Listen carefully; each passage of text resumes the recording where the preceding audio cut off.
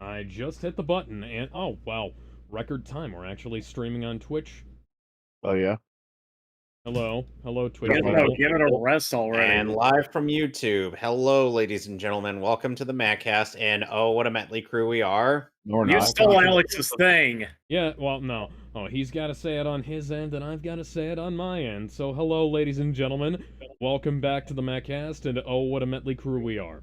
Where's the thumbnail? I don't know. YouTube deleted it. Last time, I was trying to beat up myself. Delete. Last time, and previously, I had defeated my dad as a gym leader. This week, I am grinded between sessions. Now, John Bon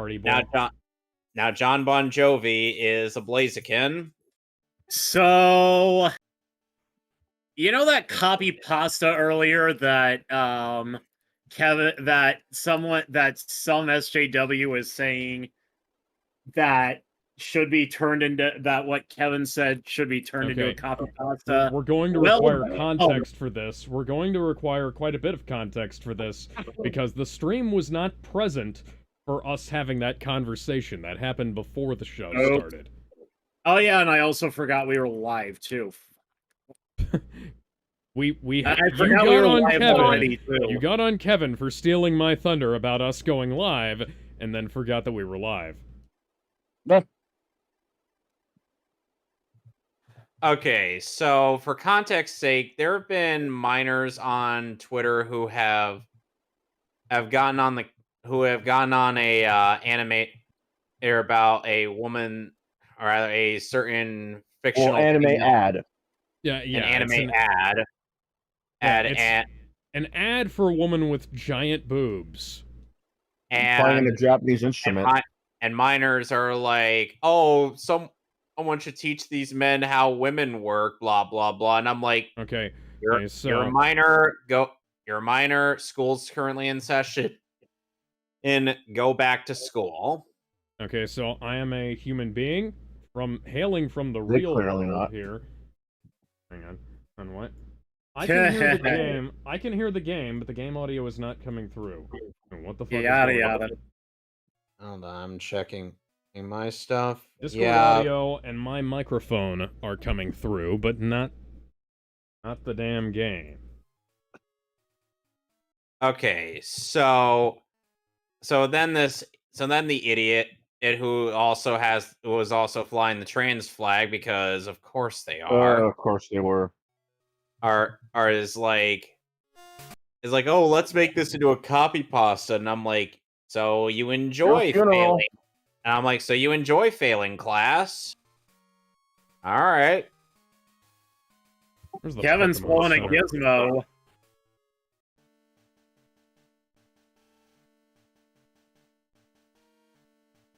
All right, let's see. It's Route 22. Where's the Pokémon Center? I need a Pokémon Center. This is Victory Road. That's not where I want to go.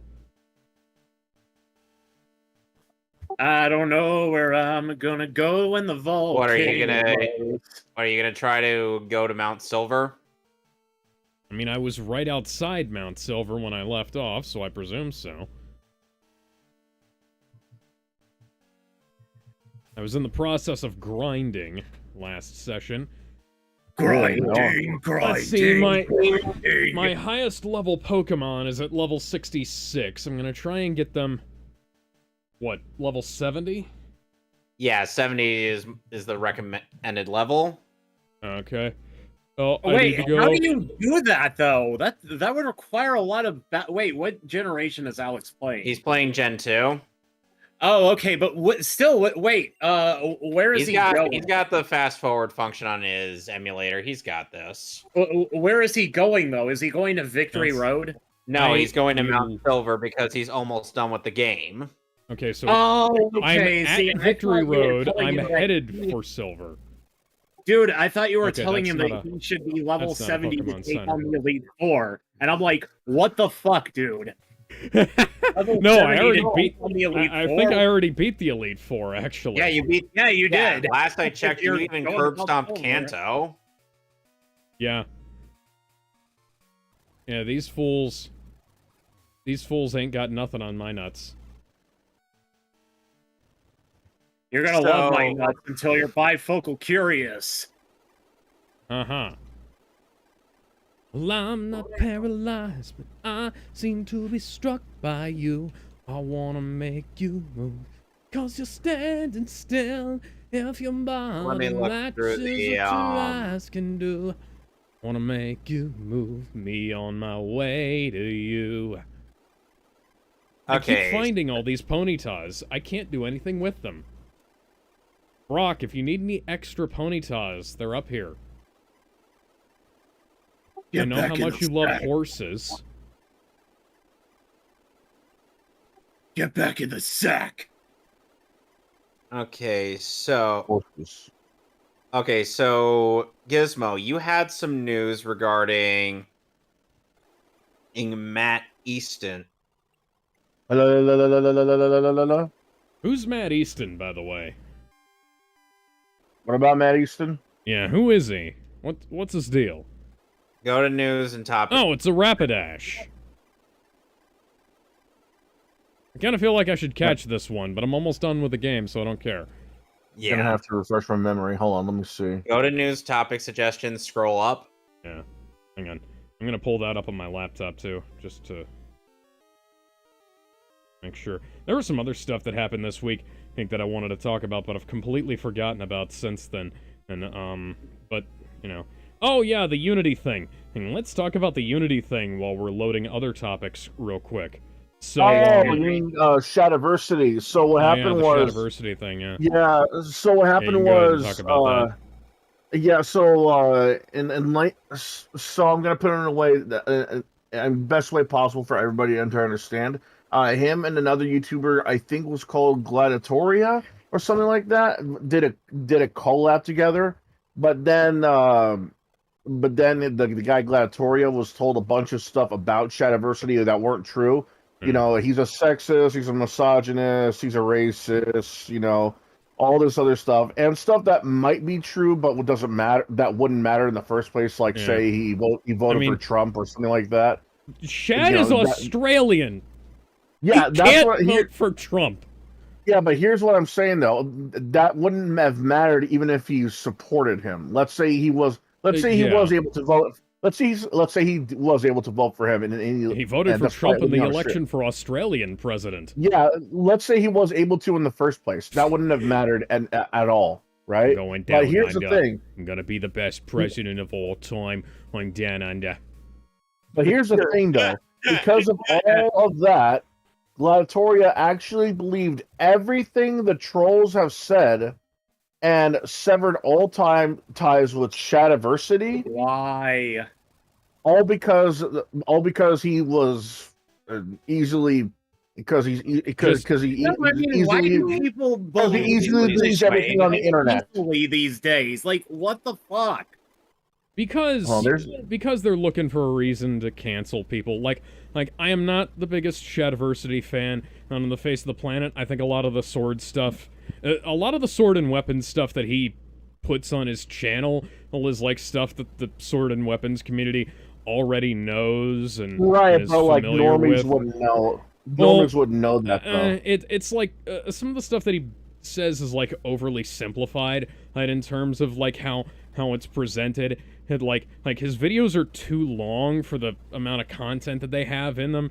Like if he boiled things down more, which he's doing more often now, well, he'd be more watchable, I'd say, to somebody who has a like a more than cursory knowledge about certain types of weapon history. And granted, his analysis of medieval battle tactics is something that I was not exactly familiar with, because despite being a sword guy, I like, I'm mostly like a one-on-one type of fighter in that regard. So, finding out about all of the shit that goes wrong in Game of Thrones when they're fighting the armies together, and the armies are basically just action figures clacking together, that was really fun to watch.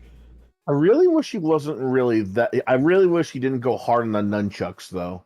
Yeah, okay, so, the thing, yeah, that's another thing that some people just have weapons that they hate, and their opinions aren't exactly 100% informed or valid about it. And Shad unfortunately gets caught up in the heat of the Dunning-Kruger effect, because he gets caught up in the concepts of like traditional quote unquote weapons and stuff like that, and is like, nunchucks are like a theatrical thing for movies and things like that. Nunchucks were actually a weapon, and that was they're an improvised weapon, and it's admitted that they're not a very good weapon in the hands, but it's one of those things where it it's like Bruce Lee. Here's the thing, Bruce Lee could have knocked you out with a fucking pair of nunchucks. There's also they also differ in like what kind of material they're made of too. Some of them are made of wood, some of them are made of metal, some of them are a mixture of both. Like I happen to have a pair of nunchucks that have like metal studs in them, but the thing is they're short. Like nunchucks come in like a lot of shapes, sizes, variants. Some are shorter, some are longer, some are a mixture of materials, some are just one material. One of the things that I always get kind of hung up on whenever I'm watching Shad's videos is that he kind of gets hung up on like a specific type of one type of thing and acting like Shadman? No, Shadiversity, not Shadman. That's someone else. Like he's getting Mauler and Rags have made that joke a few times on EFAP. He's back. He's actually back too, and he's making art again. That's funny. I'm surprised at that. I thought he was going to jail for the rest of his for the rest of his life. Well, from the only stuff that I was able to find out was that he got arrested for assault with a machete, but there has no been. Ethan Ralph got arrested for that.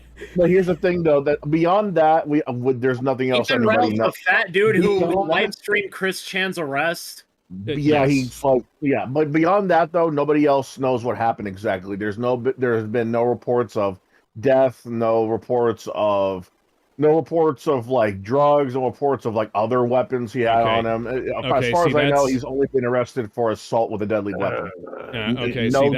That's much better than I thought it was, because there were reports that Shad was like Shadman, not Shadiversity. And we gotta make these clear. There were reports that Shadman and was like freebasing cocaine or some shit, and that hasn't been proven either. And I was hasn't been proven either. What the fuck? If that has happened, that's probably like a joke that he's probably done, because there's been a lot of Shadman roleplay. Keep in mind, Shadman is also a cosplay costume now. Yeah. I've seen Shadman cosplays at local conventions, and people are like, "Oh, nice Call of Duty cosplay," or whatever. And there's the people who know have a wink and a nod. Right. But go back to Shadiversity though. All my individual problems with some of the quality of his content aside, he does make good stuff, but he is somehow an Australian Mormon, and that actually plays into this to some extent. And because if I ever meet Shad, I'm going to ask him, so you're a Mormon and you're not American? I didn't know that was allowed. But oh god, that's kind of the same question that someone. That's kind of like how someone asked so it's sort of like how there was like a tattooed guy who asked a Muslim, was like, "Hey, is it haram if I get into the Muslim faith and I already have tattoos?" And they're like, "Oh no, that's fine." That's interesting. Yeah, apparently it's fine if you already have tattoos and you give into the Muslim faith, just as long as you don't get another one while you're in the Muslim faith. What if your tattoo is the face of Muhammad? Muhammad Ali? No, like Muhammad. Like the Prophet Muhammad. I know. Muhammad, yeah. I know. I'm making a joke. No, I got you. I'm just, you got to make sure. Anyways, yeah. That aside, so, Shad's cool. Shadiversity. Shadiversity is generally speaking quite cool. I'm surprised, honestly, that he is as cool as he is, considering his religious beliefs. But you know, he really is. I mean, he's very lax. he's about also his... like if you had to say which of the two of them would have like a weird ass meltdown and start blocking people by like around 2019-ish, I would not have initially said Linkara, because Linkara has similar. Linkara has some similar religious beliefs as Shad. Like he is a very interesting character, her Linkara. But we'll leave Mr. Eminem Chaser to the side for now. Mr. Green Eminem Chaser. Yeah. You gotta make Green that M&M very... fucker. Oh, for fuck. Yeah, he'll block people just for pointing that out to him. Yeah. Well, yeah, it's like Shad doesn't swear a lot, but Linkara doesn't swear a lot either, you know. Oh, and you know. He's a pussy, that's the difference. Yeah, it's but Shad'll laugh along with you when you make fun of him for his odd word choices, and Linkara likes to block people. Yeah. When you say that he sounds childish for not swearing. Because like you could write around it, but you don't. Anyways, yeah, we're gonna get off Linkara and we'll talk about how the Matt Easton thing. Sounds like he wants to send you to the principal's office every time he. Matt Easton did this. Matt Easton did a video with Shad and his guys, and yeah, Scala Gladiatoria is Matt Easton's channel, and apparently Shad did a video with Matt Easton at some point, and has decided that that Shad is some kind of horrible, nasty bigot that must be destroyed. Be destroyed. Yeah. Huh. No. Alex. If you want to do it right, you got to do it like nasty bigot. No. You got to say it like Eric Vale. You need to be stopped. Yeah, like that. Yeah. So I'm just gonna boil this down to a couple of lines from Easton's post here. Some derangement syndrome he must have. Basically, yes. However, yesterday after filming, it was brought to my attention that on their second channel, one I have only visited a handful of times a long time ago.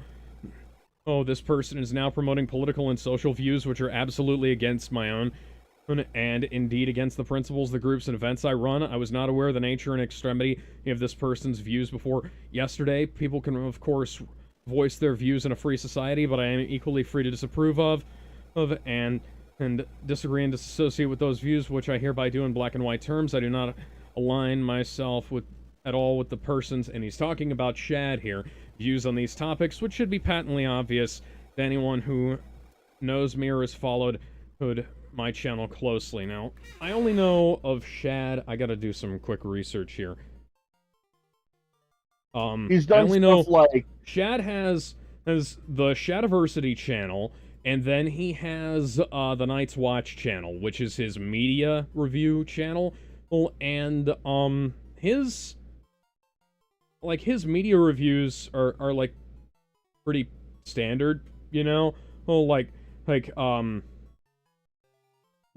It's not exactly what I'd call top tier. Shad is probably best consumed as like a side piece on Mauler's channel. Well, like for EFAP, he's a great guest on EFAP, but a lot of his solo stuff is, like I said, you know, it's only about 20 to 40 minutes, but it's not the best, you know. But you know, Shad has... It's not the worst either. It's not the worst either. Like, I could easily want... Hell, if I had to say here, of the people who are on his side of the spectrum who make videos like this, I'm gonna watch Shad's content before I watch, like, Ben Shapiro's shit, right? Because Ben Shapiro is chronically wrong about all kinds of media stuff. Of, like this motherfucker is so wrong, he's had to walk back you're his... wrong because I said so and I'm Ben Shapiro. Ben Shapiro has had to walk back his own media takes about 500 times, roughly speaking. Don't actually research that number, I haven't checked, but the most notable example was when he said that Ben Affleck would be a terrible Batman, and like the day after he saw Batman v Superman, he was like, oh shit, I was wrong. Well, that's not really... that episode of the Ben Shapiro show came out like a week before BVS. That's not really a fair one, because a lot of people were thinking the same thing. And those people were also wrong, though. But yeah, Shad also has a really good video where he criticizes Matt Walsh for his shitty takes about like movies, cartoons, and video games and stuff like that. I actually know a friend who really dislikes Matt Walsh, and I know Kevin does too because of what he said about that friend might be me because I've shit-talked Matt Walsh on this show a couple of times. Yeah, I'm not really for Matt Walsh, but I'm not against Matt Walsh either because of what he said about pit bulls. Matt Walsh I'm not against or for Matt Walsh because it's another one of those, broken clock is right twice a day kind of thing. Because when he's right, he's right. But he said some stupid shit. Yeah, Matt Walsh is one of those people who desperately needs to learn when to keep his mouth shut because he spouts off opinions, and granted, I'm aware that I'm living in a glass house in this regard because Attack of the Clones is my favorite Star Wars film. But Matt Walsh has some humdingers of opinions compared to that, and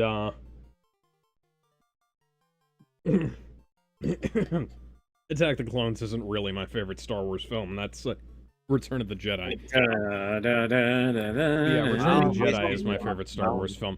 At least you chose a good Star Wars movie. Yes, but yeah, like Matt Walsh has some humdingers of opinions that are basically like reel men and pick up sticks and watch paint dry levels of fucking retarded, and I never understood his takes on anime and cartoons, man. Well, he might just be a giant closeted homosexual. Well, that's just, it's gay behavior to dislike anime, even if the anime is gay. That's true if you don't like tits. Is he an apex homosexual? Yes, he is an apex homosexual. To rival even that of, Andrew Tate? No. Oh, Lannister. What's his name? The Elder Lannister guy. Tywin Lannister. There we go. Oh, that's where the original meme came from. But yeah, like people, like, genuinely, this is fun fact. If you start calling, like Orthodox Christians and people like that gay for saying that they don't like something, it boggles their minds. They don't understand you. It's like, and then you just like if people blindly hate pit bulls for no reason. I'm just like dogless behavior. Well, if they hate pit bulls, then that's for a good reason. If they do just blindly hate them because, then that's stupid of them. See, yeah. So like that's another thing. The UK is working on banning pit bulls, and the UK has bigger problems than pit bulls at this point in time, and has for a very long time. But a handful of dog attacks are a big deal. We're not going to deal with our shitty infrastructure. We're not going to fix the BBC. We're not going to work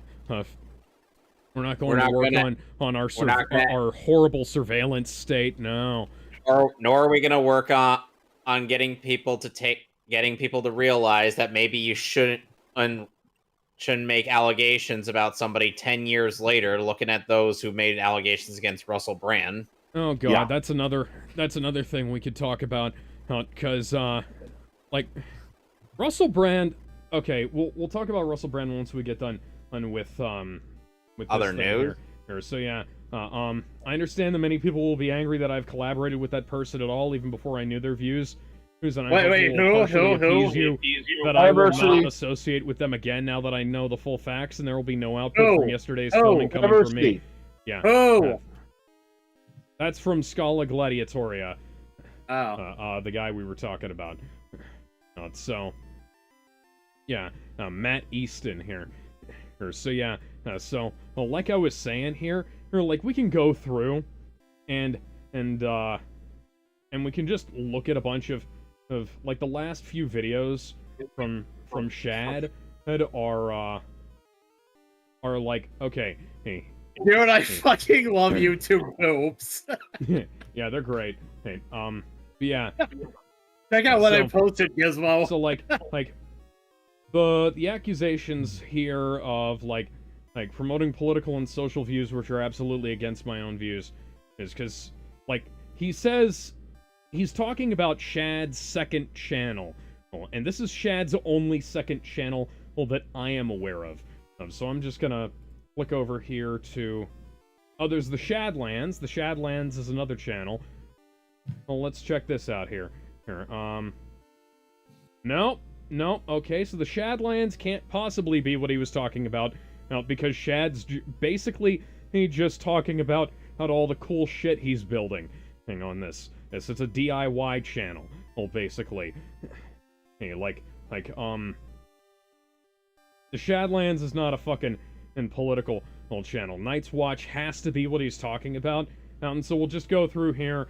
Wheel of Time Season 2, Episode 2 review. Wheel of Time review. Review of Ahsoka. Review of One Piece. Review of Ahsoka again. Review of Iron Man. A video talking about how they might be working on an Iron Man movie with an AI Robert Downey Jr. About how Disney's stock price is falling. About how Blue Beetle is failing at the box office. About how guys, I'll be right back. I'm laughing too much at this video. A video about how Baldur's Gate has a lot of content in it and the rest of the industry is complaining. A video about how Shad had basically telling young men who don't have a lot of hope in their lives that they can build themselves up, and just because society says they're shit, they don't have to be shit. A video about Barbie, a video about e-thoughts versus AI girlfriends, and I don't care what he says in that video. That should not be a controversial topic to talk about. I don't see any controversies here. A video responding to Angry Joe, another video responding to Angry Joe, a video about the perspectives of Oppenheimer and communism, a video about how he doesn't like the Barbie movie and how Barbie, I don't necessarily agree with his perspective that Barbie was man-hating feminist trash, because like the film does very much try to put you on Ken's side in that regard, right? Because Ken and the Kens are like kind of treated as an underclass. A video about how Hollywood had spent several years putting Sound of Freedom off and basically keeping it on the shelf. A video about how the Snow White remake is gonna be shit. A video about AI art where Shad explains how all of the people talking about how AI art is theft legitimately don't know what they're talking about, because that's not how that fucking works. It doesn't store anything that's in it. It's doing the same thing it would with a fucking photograph, and most of the stuff the AI art is actually trained on is public domain photographs. Fun fact. The lawsuits are bullshit. They're based on like literally, I did some research on this, and the lawsuits into stuff like Stability AI and things like that are based on like concepts that the program is storing literally terabytes of images, and it's not possible for that to happen, and it's storing in diffusion pathways is for how it creates a legible picture out of literal static. It might not be right, it might not be good, but it's not theft. Video about how Indiana Jones is a box office failure, about how Helena Shaw was a terrible character, or a video about Henry Cavill leaving The Witcher, and now we've gone back 2, 3, 4, 5 months now. Yeah, we're going. I'm just gonna scroll down. Yeah, fucking pedestrian anti-SJW opinions for the most part. Or you sound like me, dude. Come nonconformist. on. Like, it's nonconformist opinions. Dude, Chad's we not- already got one person that bitches about SJWs. That's me. Do we really need another? I Wouldn't don't know it what be you're a talking bad about, thing? dude. I said just I saying. bitch about SJWs. We don't need another person doing that too. I'm not sure what you're There's talking about. I'm just nothing- talking about how what Shad's videos are. Like, there's not really any political stuff on here. There's nothing Come on. There's nothing about him, you know, being a terrible human being on there. There's nothing about him like harassing anybody on there. Or we've danced the response videos and reviews or calls for harassment dance Alex, about I a was million busting times. your balls earlier. Come on, Okay, man. okay, thank you. No, I wasn't entirely sure. That was delivered entirely deadpan. I was also busting my own balls because you were bringing up how insufferable SJWs are, and that sounds like he's kind of like the way I it's- talk. Yeah, it's pretty standard fare here. Or like I'd hate to find I would hate to know what this guy's opinions on like EFAP would be. And by the way, hey, not too long ago, Hassan Piker, actually, Hassan brought up during the XQC drama on the Leftovers podcast with Ethan Klein. And Hassan Piker brought up the videos that EFAP made about him again, and bitched about that. And I was like, oh, they're still making videos about how I walked away from the stream while letting somebody else's video play on my show. And I was like, they haven't made a video like this in over a year, and you know, but regardless, like, okay, like, I don't get it.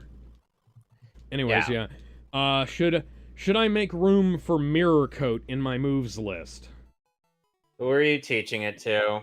I'm teaching it to Cheetah Suikyun. You know, every time y'all mention Hassan Piker, I think of the... Alex, here's the thing about Mirror Coat.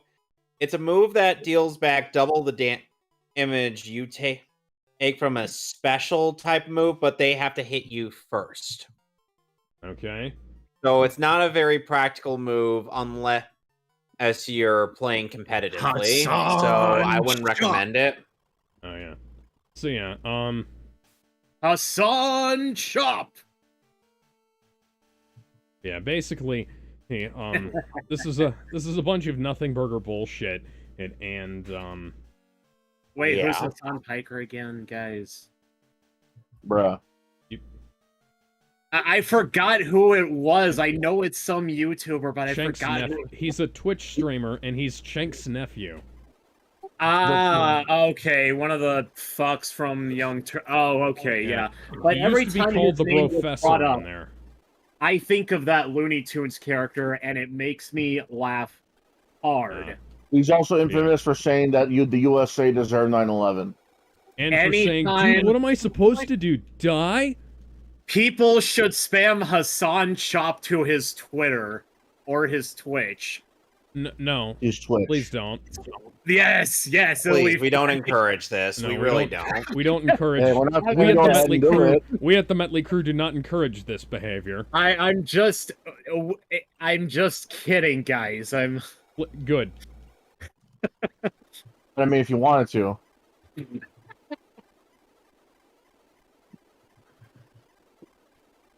So one of the so So Alex, you remember that whole bit where Vic accidentally it was streaming and when he woke up and whatnot? Yeah. So He was shirtless. Until Yeah, he got so on his I ass didn't about it. see that video part. Yeah, Actually. so he ends up just kind of writing that off as a bit of a joke, as one would in Yeah. that situation. But people are like, how could you make a joke about reading someone's name in an email? I'm like, he Have made you an never- honest mistake. Have you never said something out loud that you shouldn't have? Yeah. Plenty of people have. I have. Vic Man bad. Yeah, it's just like just like with Donald Trump. Okay, granted, I don't like Donald Trump, but I do think he's overhated. Yeah. Oh yeah. By the way, hey, like I was looking in here. I do deeply care if a person has views that I deem to be venturing into the realm of bigotry, such as sexism, racism, or homophobia. Shad doesn't have any of that in his fucking videos. So yeah, we can just go ahead and move on. Yeah. On from that. Anyways, so recently the Harley Quinn show had aired an episode where Harley was pissing on someone's grate. Even then, they Nightwing? What? I know, and it turns out Nightwing's body went missing. Did they take him to the Lazarus pit and resurrect him as the Blue Hood? Oh, I'm sure they did. We don't know because the show doesn't elaborate on that detail. They're gonna take him to the Lazarus pit. Yeah, so that's the most likely scenario. Jesus, I gotta be careful when I vape from now on. Did you vape too much? Well, no. Well, I think I vaped more than enough to be zooted. Zooted. Do you have a suit to go with that zoot? Zoot suit. Are you planning on having a riot with that zoot suit? And it's like, Ah, shit! I can't even think of one. and of course, Barbara's in her wheelchair and whatnot because, Joker decided to kill the joke. Yeah.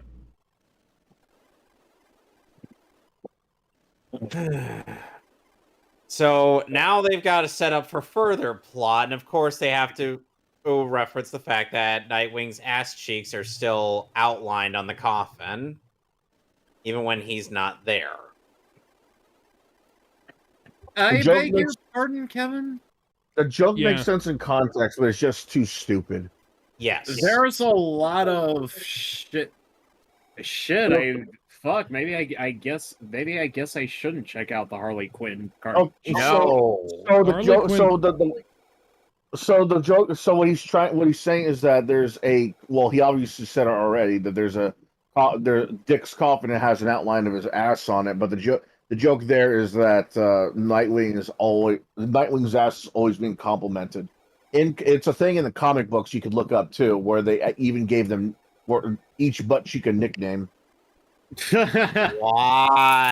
because that sounds like what my girlfriend calls my. Okay. Well.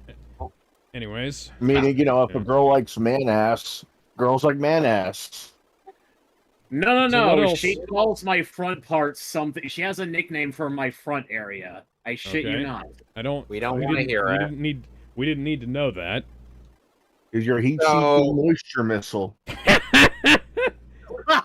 So someone ended up posting a clip from an episode of My Hero Academia season the point 6 is that was nicknaming- added exclusively for the anime and it isn't in the manga. The Where point is nicknaming sexy parts is a Yes. thing. Yes. guys. We know. Yes. We know. Yeah, we know. We're aware. got anyway, it. let's move on. Nightwing. As I was saying, and there's Oh, yeah? there was a part in season 6 of My Hero Academia where during the flashback detailing Toya Todoroki, who had revealed himself to be Dabi, and House elf? The elf? Dobby, The house elf? Master has given You- Dobby clothes. I'm trying to be serious here. I'm sorry. I'm You sorry. just given Dobby clothes. It's free. Yeah, sorry. I think they're Anyway, getting the Please, contact. please by continue. Kevin. Please continue. I'm anyway, the scene is so essentially Endeavor and Rei Todoroki, who had since then been who has been a little less than stable due to living with Endeavor, who is who is a proven sociopath. And then the marriage wasn't even, a one that she even wanted. And this was forced on her because I Endeavor had clout. I don't think even Endeavor wanted it to begin with. It's not like she loved her. He loved her. No, I don't think so. No. Yeah, that's what he was saying. Yeah. Yeah, I don't think either of them loved each other. It's like it's one thing. It's one thing if maybe she loved him, right? But it's another thing entire. But this is something else entirely. I don't believe either of them love each other because he said himself, oh, I'm only trying to get a child with both our powers, not one of our powers. Yeah, that's what. Yeah, that doesn't sound like someone who loves their wife. Yeah, and so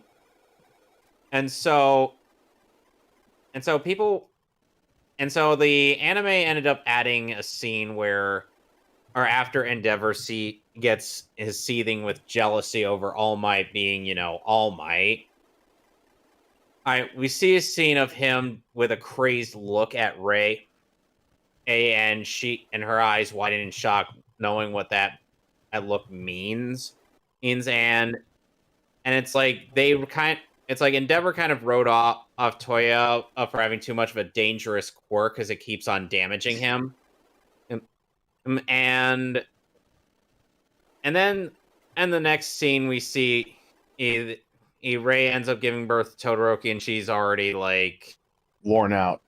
Yeah, very worn out on one on. Like I said, this is a scene exclusive for the anime. It's not in the manga.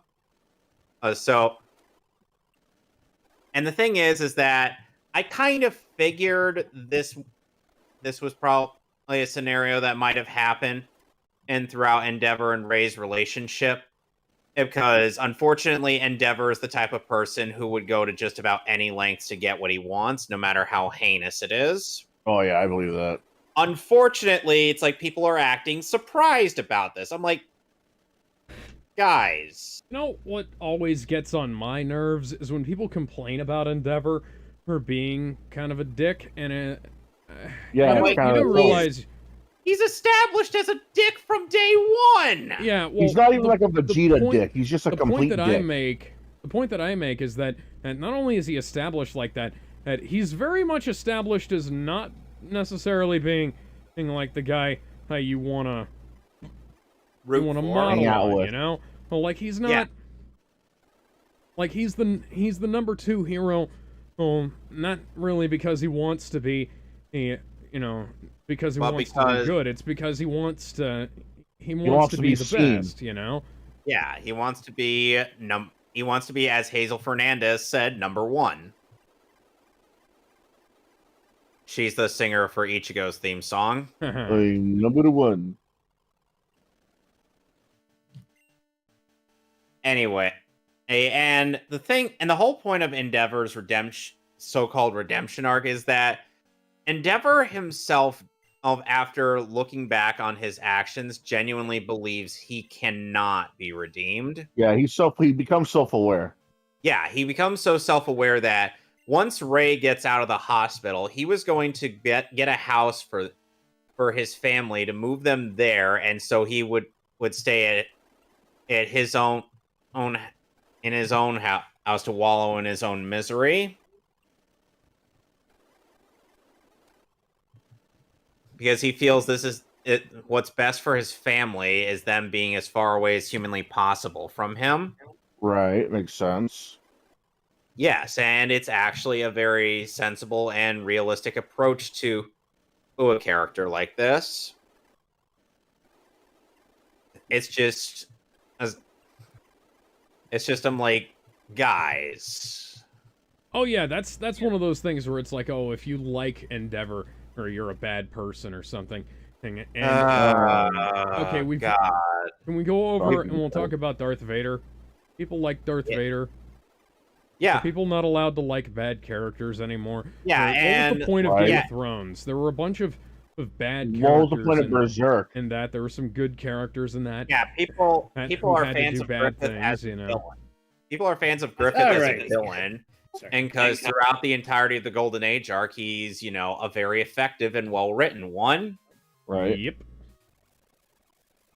And it's like, and the thing is that if you're gonna say that liking Endeavor, that people who like Endeavor are inherently bad people, Kiss Tell my me. ass.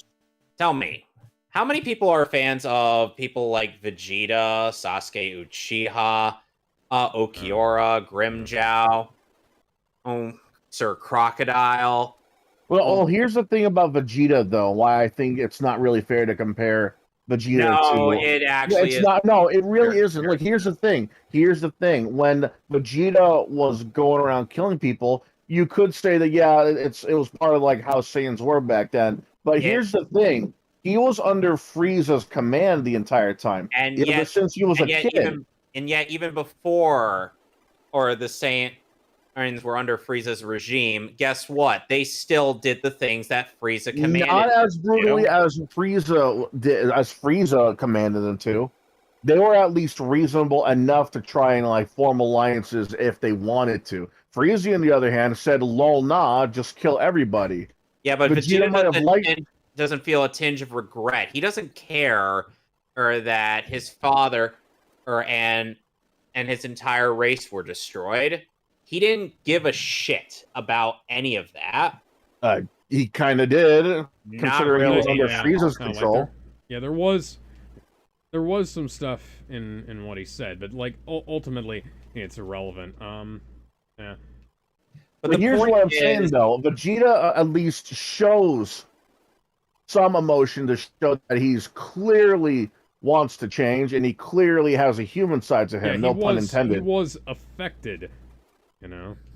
You know, it clearly shows that because of what he did, it affected him more than he thought, as well as the audience thought. He obviously had regrets. Endeavor, though, he's been going on for years doing it with the wife, with the regrets, with that shit right in front of his face, and only recently does he start feeling regret.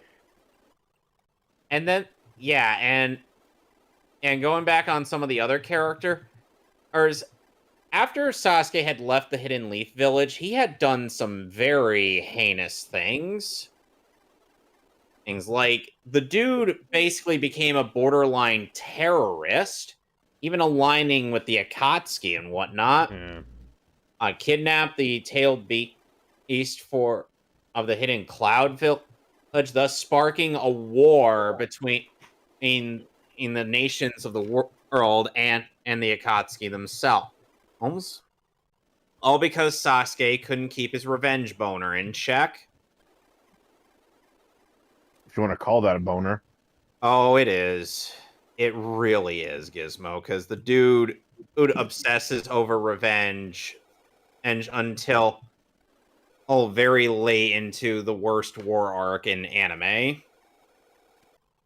And Sasuke gives such a half-assed apology, and then he's just off the hook. He's just absolved of all of his crimes. Should have ended with Sakura killing him, I still say. Yeah, Sakura should have really ditched her feelings for him.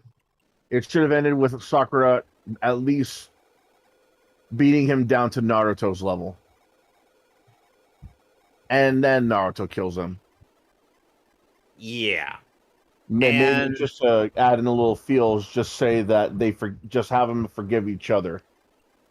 Yeah, and then we've got the two Espada that I talked about, Grimmjow and Okiora. Spade. Throughout the entirety of their runtime in Bleach, they've done some heinous things. There are Arankars, who are basically hollows with Soul Reaper powers. Oh yeah. And essentially, they have terrorized both Soul Society and the world of the living. And Okiura was responsible for why Orihime gets brought into Wako Mundo. Oh, for Aizen's little scheme. And Grimmjow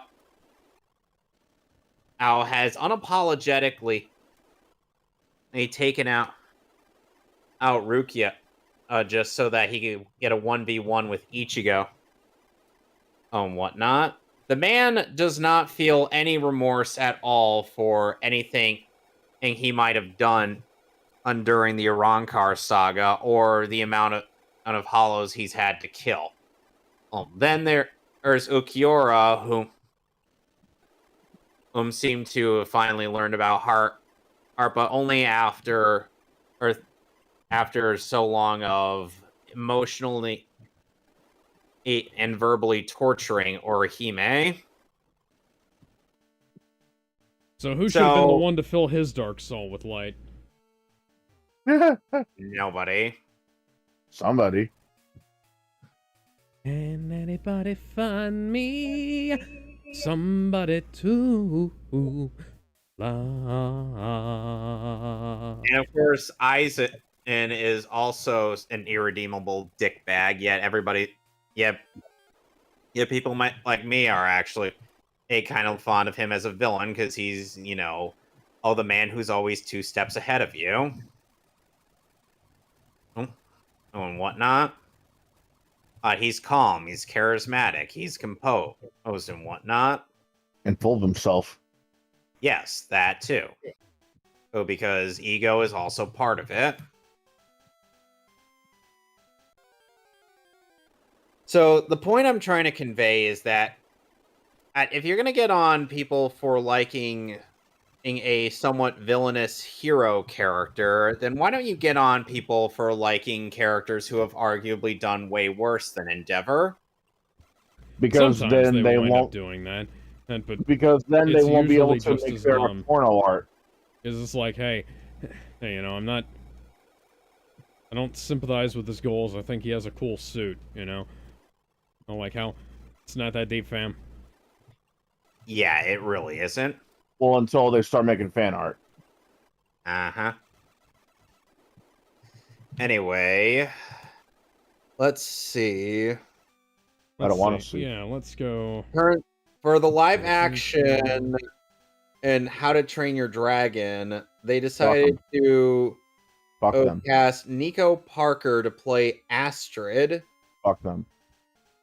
Yeah. And if you look at the pictures very closely, I don't think she looks like her at all. No. They can fuck like themselves. The nose is the closest thing I can maybe see, but this is from a very far away screenshot. Yeah, This is why I think the One Piece show works better than anything Disney is doing live action. It's DreamWorks. I think I give a fuck. It's Disney. It's Disney owned. No, it's not. No, it's not. Universal owned. Disney it's a live action cartoon movie. It's gonna suck either way. Yeah. Suck Buzzwords off of a goddamn bowl. Yeah. Now. Yeah, there's a lot of people praising the live-action One Piece show. Why? Okay, the old trailer. For actually being, good. Because there's... Let's just, run it back to Cowboy Bebop. There was that show, that made a bunch of needless... That show made a bunch of needless additions and subtractions and changes and things like that. And ultimately made everything worse. All they had to do was... have a cast be faithful to the fucking source. They didn't even need to do that. All they needed to do was have a cast who looks enough like the characters from the show, acts enough like the characters from the show. Oh, hey, God 2 out of 3 ain't bad. And sorry, my chest is fucking. There's that thing where I gotta like. You okay, man? I gotta like stretch my. I gotta stretch my. You gotta pop your chest, huh? Yeah. Yeah. Anyways, so all they had to do was get a cast who looked, acted, and was dressed like the the cast of the show, right? And then Right.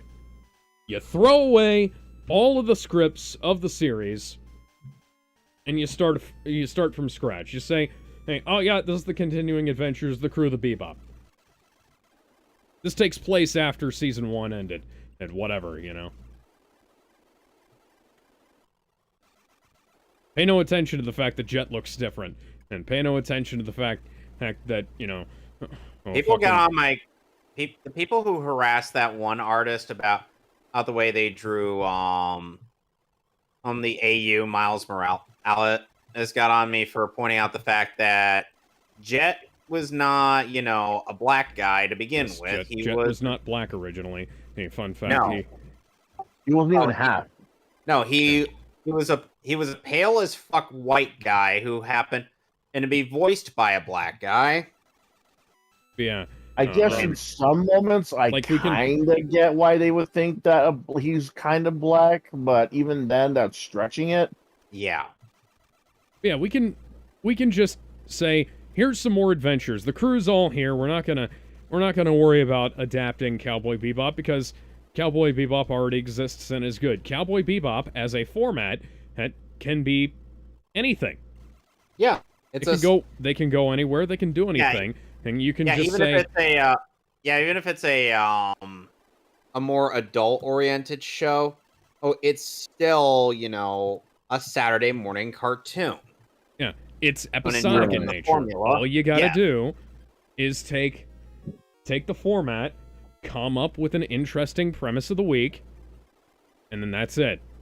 Yeah.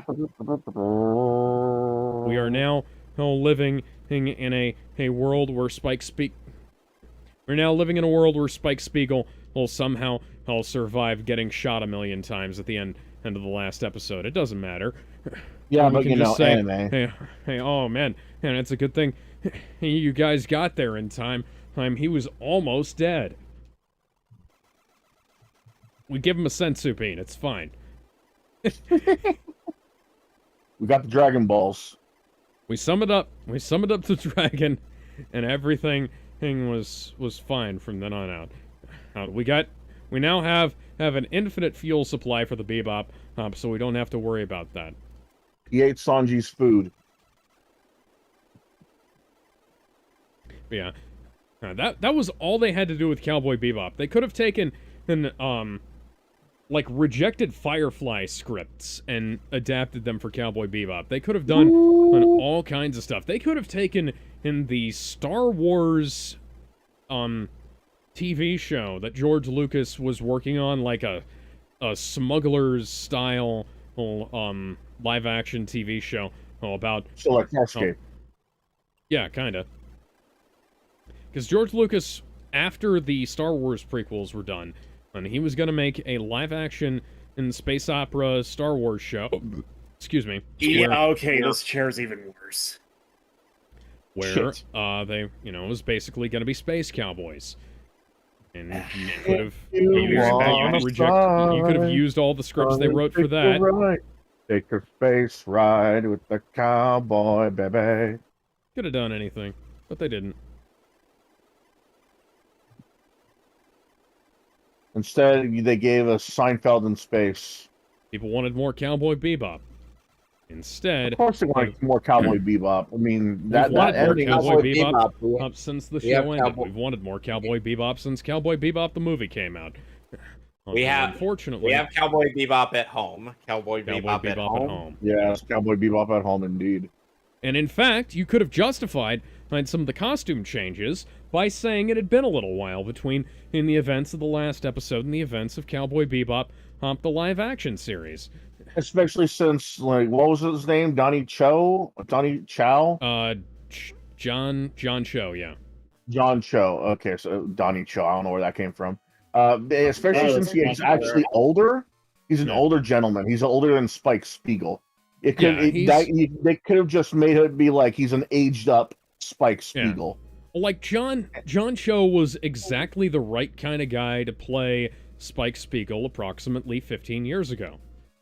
And they Right, but he could have done a great aged up Spike Spiegel, an old, like if you were making like a 1-to-1 remake of Cowboy Bebop as a a live action show.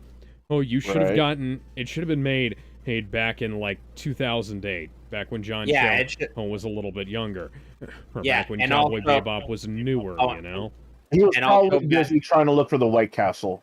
And also Yeah. back when Keanu Reeves was considered for the part. Yeah, he was considered too. That would have been pretty cool. But I think the reason why they never got him was because of the stigma he had back then. People Well, it also- thought that because people thought he was expressionless, he can't act. I really never got the stigma Yeah. behind all that. He can act. Well, It's Fox just like he's put also. into roles. He's mostly put into roles where he's like a fish out of water, and Yeah. therefore he has to And- always have this sort of, but not really surprised look on his face. Fox also, kind of pseudo blacklisted him because he turned down Speed 2 because he already had a commitment with a Canadian theater group to do stuff with them. They're dumbasses. Yeah. I'm echoing off of somebody. It's Gizmo. Gizmo, I'm echoing off of you again. I don't hear any echo. Tugo is trying to learn Wing Attack. Tugo can't learn more than 4 moves. Delete an older move I to make do. room for Wing Attack. I hear the echo. Wait, which Pokemon is learning Wing Attack? Dratini? Dratini? Dragon thingy. It just Dragonite? evolved in Dragonite. Yeah, It just Gizmo evolved. attack- Yeah, it Gizmo just evolved. attack going off of your thing, man. I only hear it, man. That's the thing. What's its move set? Let's see here. Dragon Rage, Agility, Twister, and Extreme Speed. Get rid of Twister. Okay, you sure? Yes. Okay. 1, 2, poof. Tugo forgot Twister, and Tugo learned Wing Attack. And now Tugo is Dragon Tails. Dragon Tails, Dragon Tails. It's almost time for Dragon Tails. Come along, take my hand. Let's on go to Dragon Land. I had a weird ass dream as a kid that someone made a Dragon Tales FPS.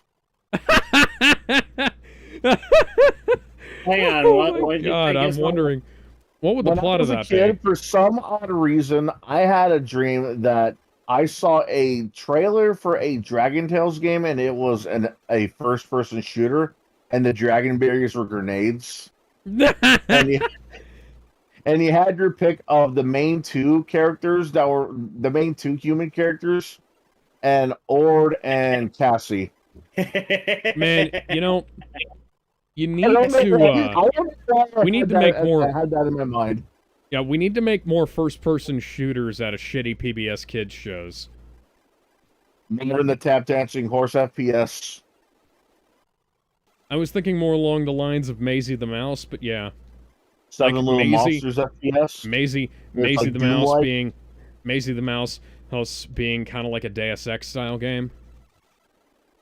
All right, I got maybe more Quake. Thunderbolt. Maybe it could be more like Quake. I don't know. All right, since I got Thunderbolt, I've got no reason to keep Spark around.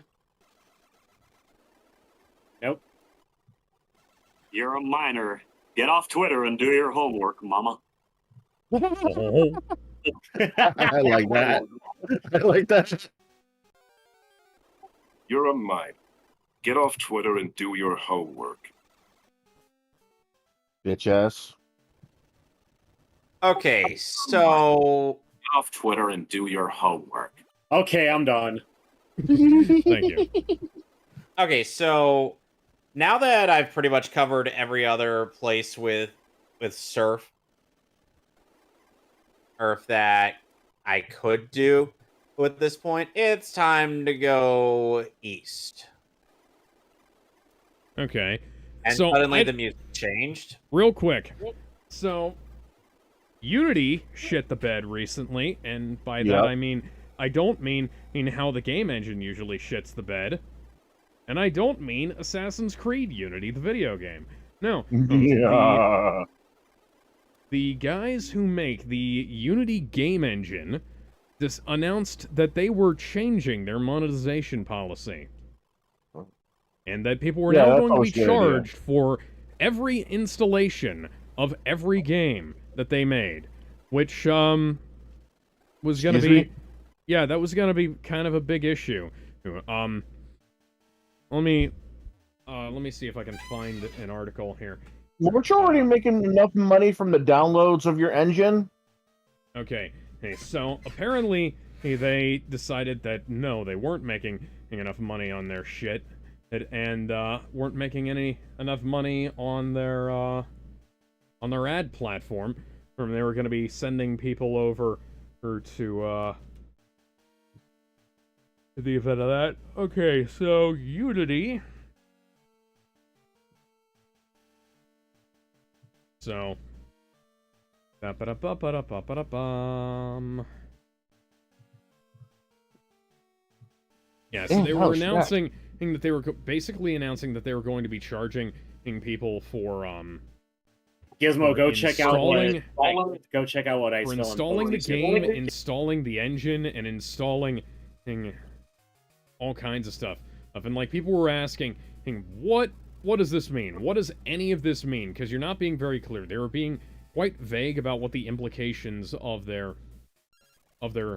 changes would be, and like one of the questions people had was like what is gonna be the issue if somebody like pirates a copy of my game and it phones home and it says as they installed it, am I gonna be charged for that? And people were, and Unity was like, okay, hey, we have a security system installed. Well, my question is, why is the game phoning home at all in the first place? My game engine should not be phoning the people who make the game.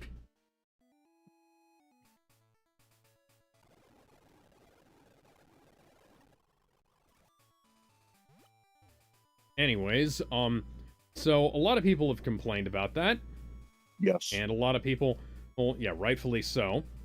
And never let it be said that internet bullying doesn't solve anything, because Unity has kind of started backtracking, it seems like, because they were saying, oh, a majority of people who use Unity don't actually pay, and we're kind of being screwed. And it's like, okay, you make a game engine and that is monetized, that monetizes like shitloads of games the world over. And yeah, this happened literally Tuesday, by the way. Okay, so this past Tuesday, right after our awesome show that we had, Unity basically burned the internet down. We have heard you. We apologize for the confusion and angst the runtime fee policy we announced on Tuesday caused. We are listening, talking to our team members, community and customers and partners, and we'll be making changes to the policy. We'll share an update in a couple of days. Thank you for your honest and critical feedback. And Dan's Gaming replies, nothing but short of a full reversal on this policy is going to help. Even then, you have forever tarnished the trust and respect you spent years developing. Yeah. So. Yeah. Yeah. They basically decided that we're gonna start fucking everybody, and people figured out that it was basically a method of trying to get some mobile game. I think it was Genshin Impact, which was made in Unity, to have to pay a lot more for their purposes. But boy, is it a good thing I never got into that. I didn't really get into that game. Yeah. I'm thinking of getting into that game, but I don't know when. But there was this joke going around that an old 4chan meme of pirate game, developer loses $60, pirate game, 5 more times, delete game, reinstall pirate 5 more times, and the developer loses like $300. Yeah, that was going to become true if what Unity said had wound up going through. Following through. Like their promises basically amounted to trust me, bro, and, this is the internet. Yeah. We don't trust anybody. We verify. Right. Excuse me.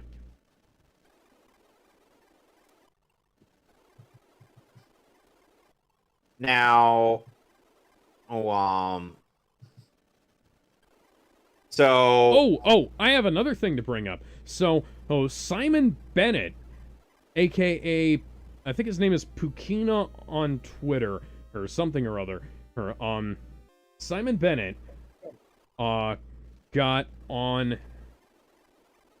Twitter and basically said that he thought Simon Bennett is the current head of production, and he's the EP for Power Rangers, and he was saying that Power Rangers needs to quote-unquote move past its tokusatsu roots if it wants to achieve mainstream status, and No! Yeah. Now, we can't Look, get rid of the things that make Power Rangers what it is, otherwise it's not Power Rangers anymore. If you don't like Power Rangers... Look, I have said quite a bit about Power Rangers that were less than positive. If a number... And I have addressed some of these criticisms very politely to some of the people who've worked on it, and they were like, okay, yeah, I understand where you're coming from. And honestly, like, some of the things that Kevin has said are completely valid. I was just kind of winding him up on those streams. But because some of the transformation sequences go on too long, the stock footage is too much in some places, you know. They fixed that as the show went on. Bulk and Skull can be annoying sometimes.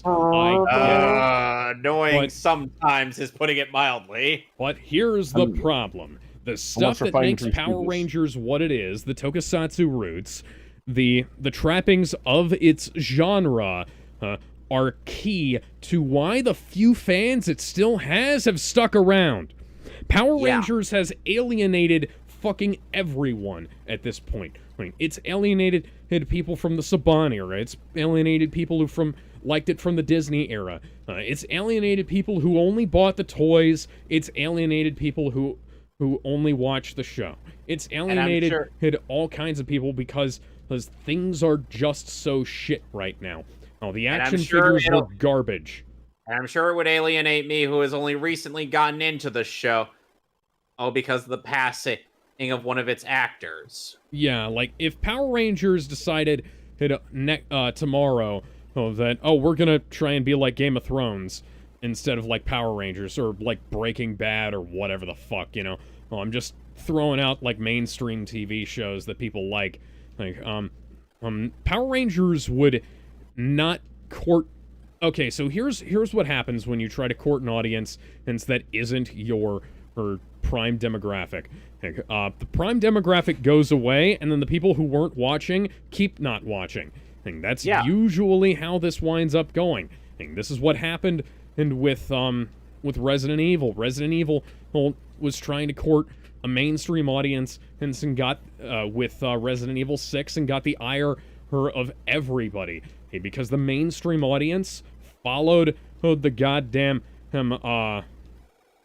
hardcore fans. Like if Resident Evil 4 hadn't been popular with Resident Evil fans, it wouldn't have picked up all that periphery demographic it got that made it so successful. Resident Evil 5, despite all of its issues, was still like it was better than Resident Evil 6, and Resident Evil 6 was Tenty says love Pokemon.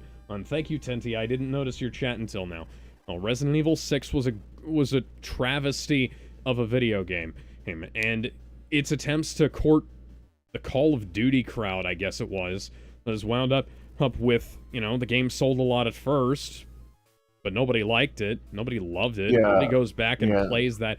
Nobody's like, I want to go back and play Resident Evil 6. They think about that Breaking Benjamin promo they had, and I was like, oh, that was a shame. And maybe they think about how Chris Redfield became an alcoholic, and they recycled that same storyline for Leon later in one of the films, to the point where I'm not 100% certain and that they didn't just recycle the script for what was that, Vendetta?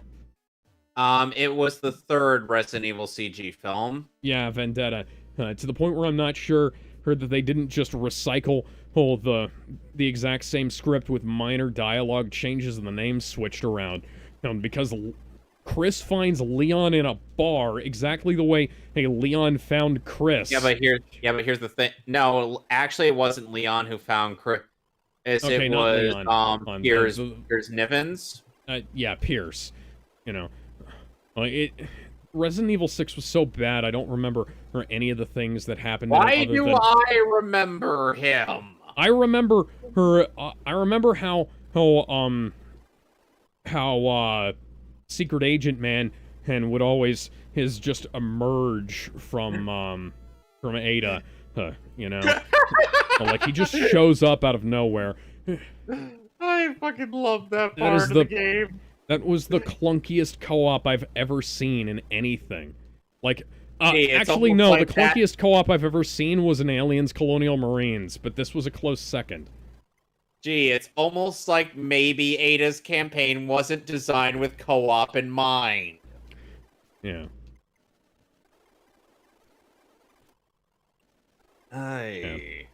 Yeah, when you try to pick up new demographics, you're The older You're gonna one be- are going to be alienated, and they're just going to not watch your show. yeah, like Or read one your of the comic, things- or Yeah, so that's what happened with Cowboy Bebop. Cowboy Bebop didn't get a second season, and Cowboy Bebop ended on a shitty cliffhanger, or with absolutely nobody interested in seeing where it went next. They've done that with all kinds of shit. They did that. I'm surprised the fucking Full Metal Alchemist live action movies managed to get as far as they did, and with being as shit as they were. But you know.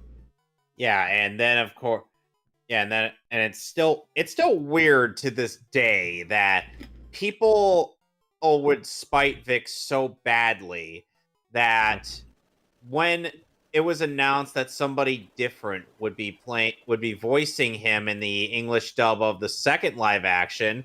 Spoiler alert, everybody got replaced for that, not just Vic.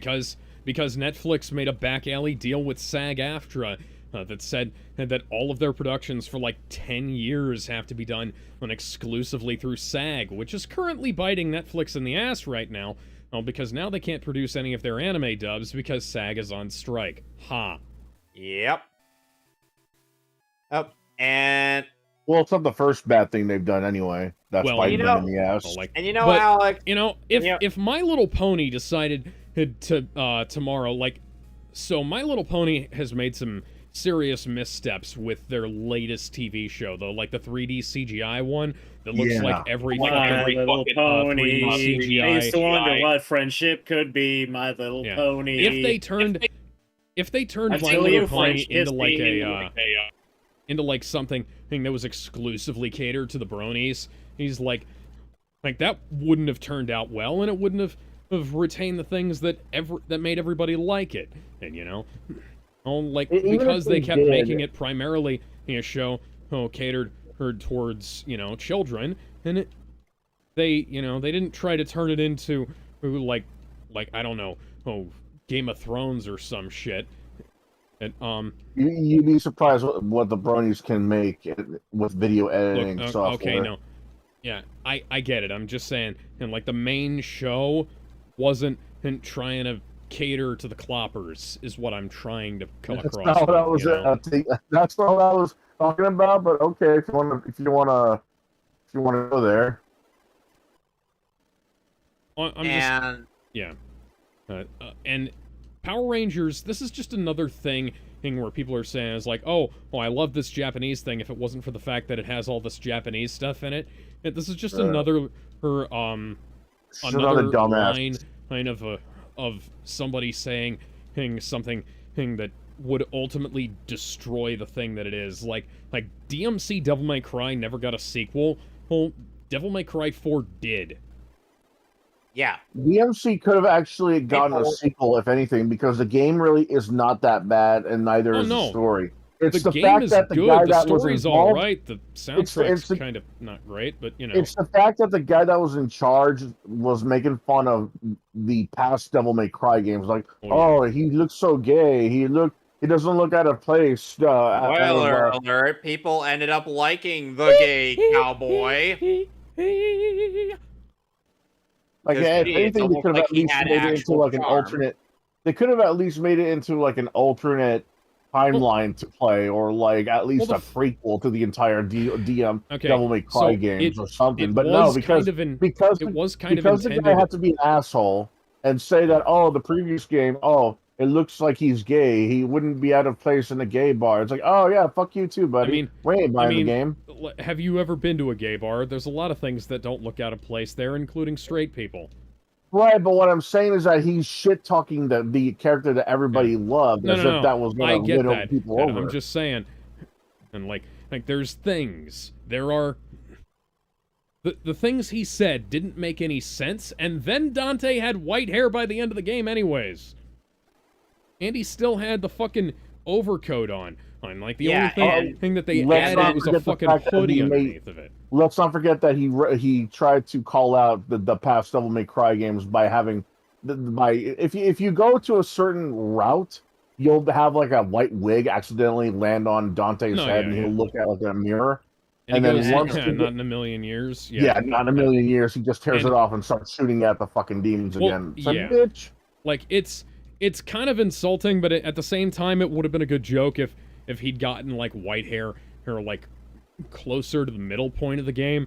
And now he's kind of stuck with it, and then by the end, and he's like, oh, it's kind of growing on me or whatever. Or by the end of the game, he had it. But here's what makes it a bad joke, though. Here's what makes it a bad joke, though. You have to go to a specific path to trigger that event. Otherwise, you'll be wondering what the hell. I thought this was gonna happen. Oh yeah, no. The way you kind of do something like that is, I think all of this was probably he spawned from that one joke in X-Men about the yellow spandex, which was kind of funny back then. But I think I think the best way to do this is when. The best way to do the kind of joke like this is when what's her name?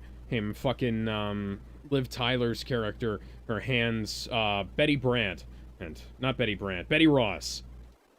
Yeah, when Betty Ross hands Bruce Banner her the giant stretchy pants, and it's like they're way too big for him, and they're this bright purple that makes it incredibly obvious, and he sticks out like a sore thumb, and then he just chuckles and says no thanks.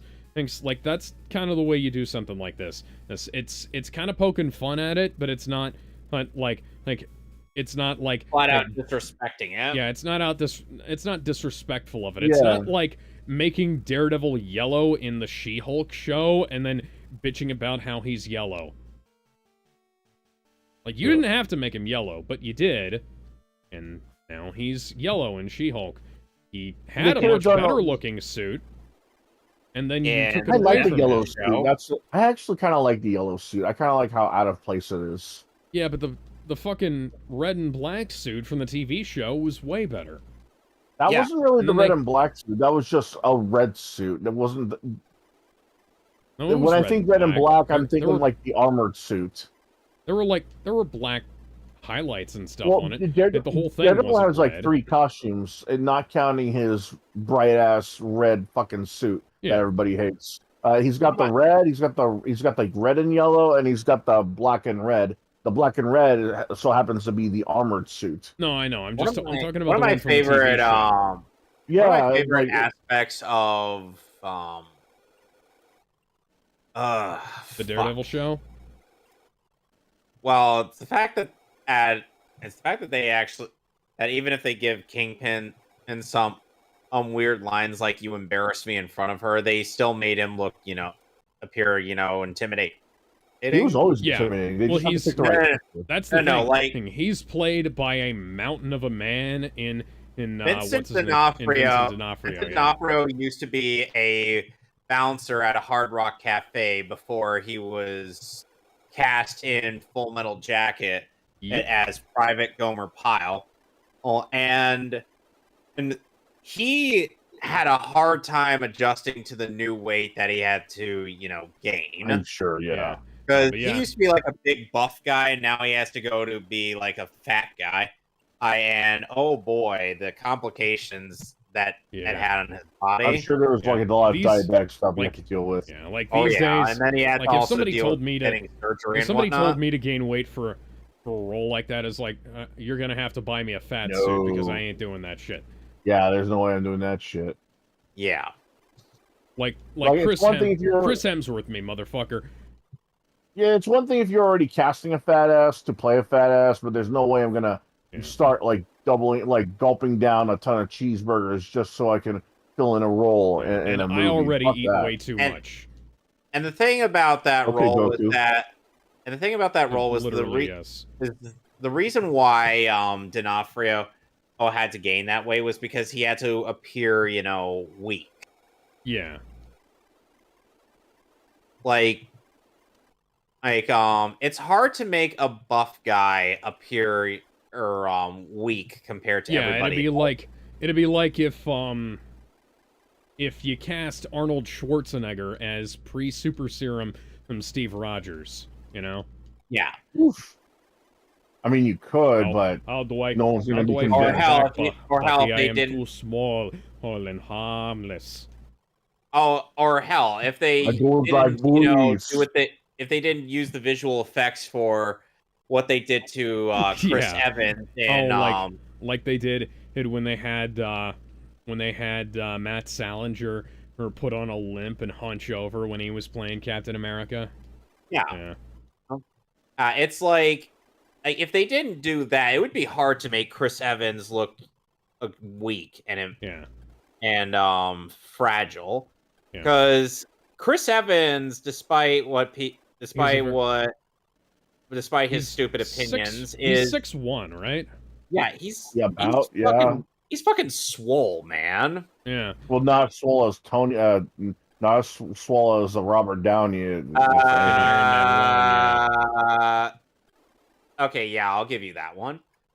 And the not thing is, not as swole as Chris Hemsworth was in the most painful film I've ever seen. Oh yeah, I've seen The Last Jedi, and I'd call Thor: Love and Thunder more painful than that. And the thing is like, there's a reason why during the premiere of Avengers: Infinity War, or they were doing a thing where, or it was a fuck, marry, kill thing, and it was between Evans, Pratt, and Hemsworth, the three Marvel Chris's.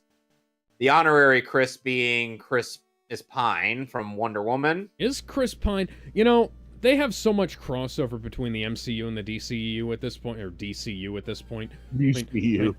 Yeah, because the DCEU, who is dying in a couple of months, with Aquaman on life support, 2. But Aquaman 2, who is going to be the last film. I would say it's competing against a dead horse, but the horse is the horse keeps on being revived by some guy with the last name Frankenstein. Well, its only competition is going to be the Marvels, and people might be apathetic towards Aquaman. Even if I have no interest in seeing Aquaman 2 just because Amber Turd's still in it.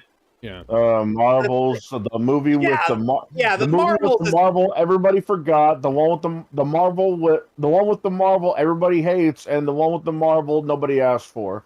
Yeah. Yeah. So that's what I was gonna say. That movie is gonna get royally bodied in the box office. The Marvels has very little competition, but people might be apathetic about watching Aquaman 2.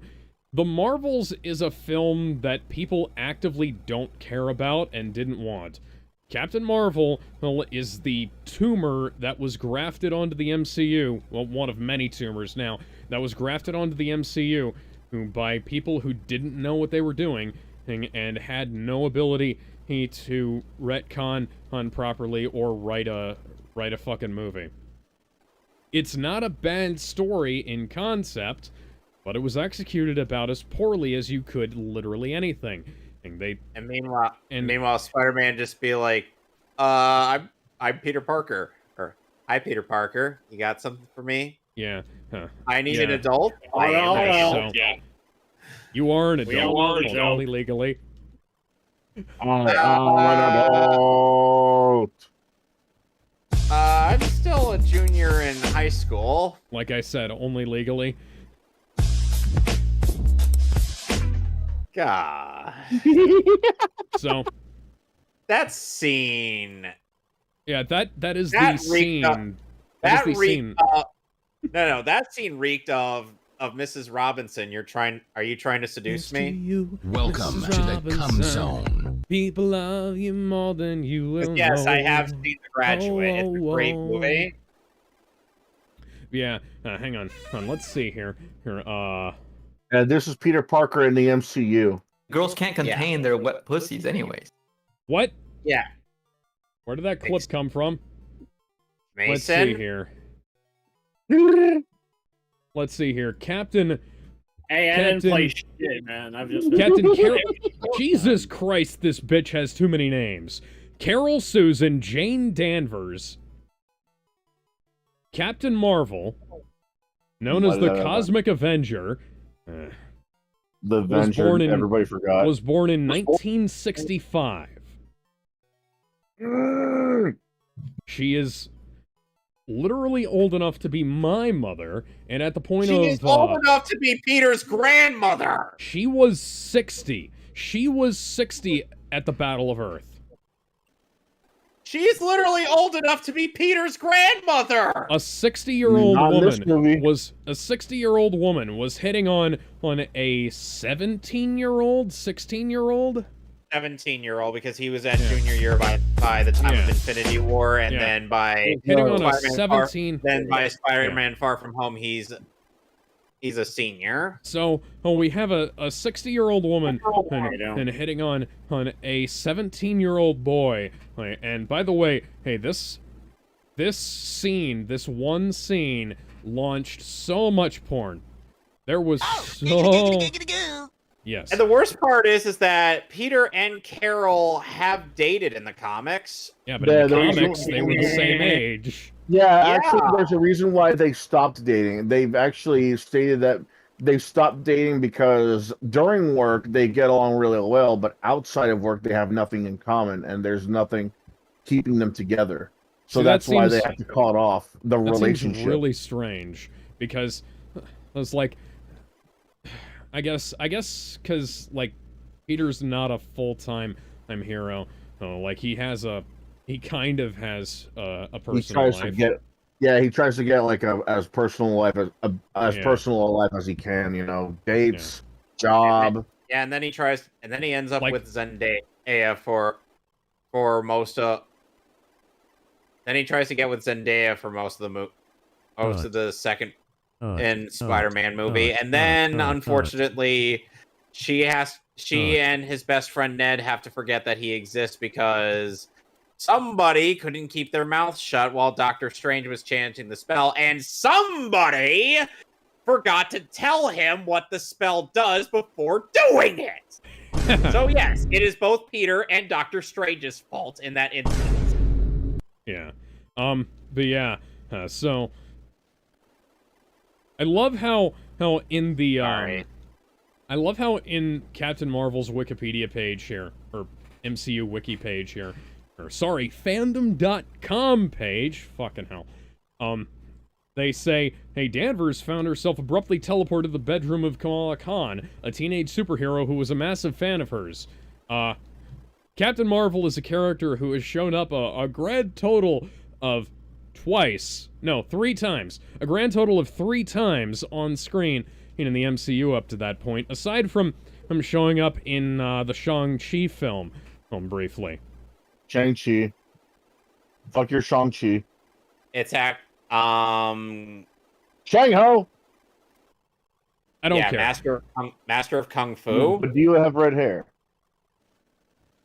Anyways, so yeah, that happened. And I love how they just don't really have an explanation for that. But yeah. I bet you guys like does anybody give a shit about the Marvels? Fuck no.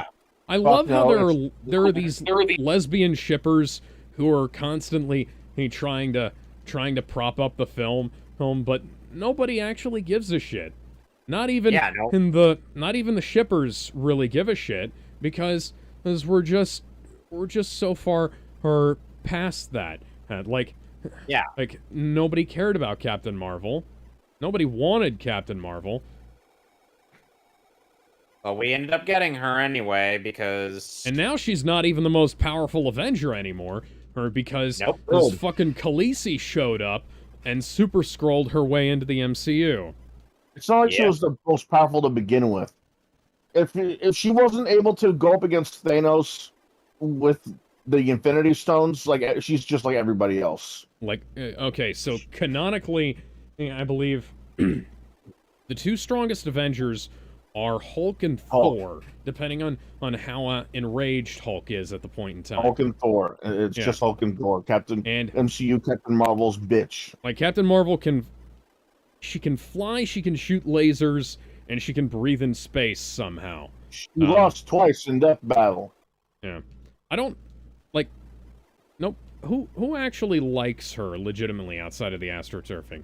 Outside of the comic books, well, recent outside of her old school comic books, nobody. Yeah. Yeah. She's a massive bitch in the comics, and that's another thing. Where And she is why now. did Civil, They gotta- and why did you gotta Civil War keep- 2 revolve around having her be Iron Man's opponent when Iron Man has no chance of beating her? That's a very good question. So Iron Man always has a backup plan. they basically tried to Yeah, make I know, but I'm just saying like there are things going on where Marvel doesn't understand that fans of the comics don't necessarily like it when and stuff from the movies is introduced in, and then some of them are objective improvements, like Spider-Man's organic webbing after the Raimi films, or some of the Nick Fury. Well, Well, MCU Nick Fury being that that's debatable because they did have to retcon that Black Nick Fury into existence in the 616 comics, but right. Yeah, I hated the fact that they had to get rid of the original Nick Fury. Yeah. Yeah, because originally Nick Fury was a white guy, but most people won't know that. The Nick Fury was a big, buff, white guy in his 50s with one of those like grandpa stripes. Yeah. And he's Sergeant chewing a Fury's cigar. Howling Commandos. Go look up the comic. Yeah, he was chewing. The most recognizable version of him is him chewing a cigar in that blue jumpsuit, and somehow we never he's got still to see. We never got to see MCU Nick Fury in a blue jumpsuit. We never got to see him with the cigar.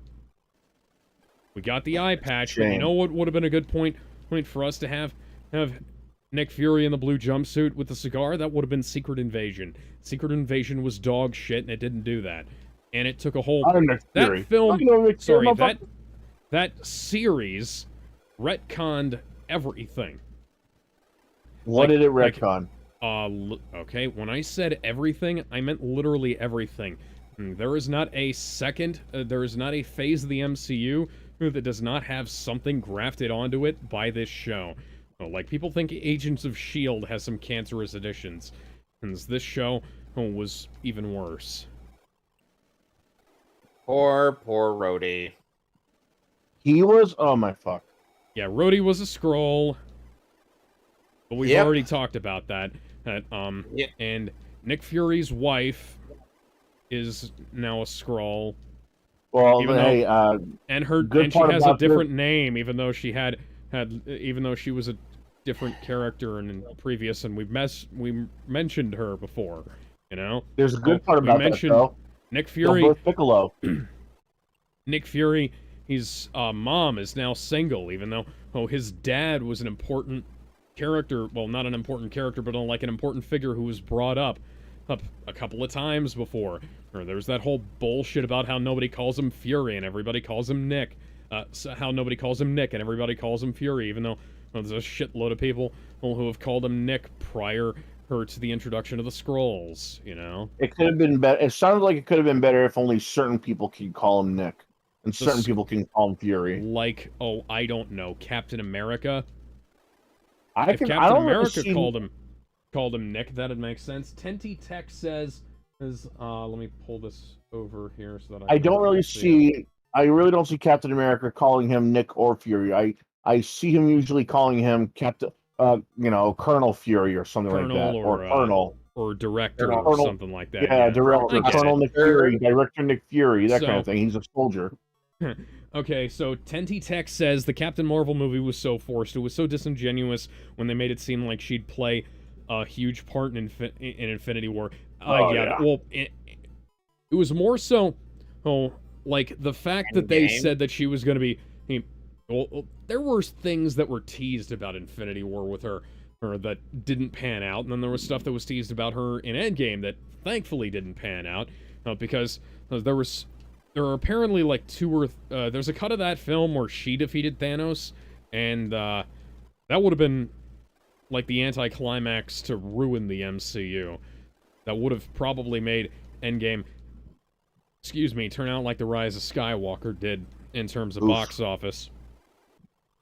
But, yeah.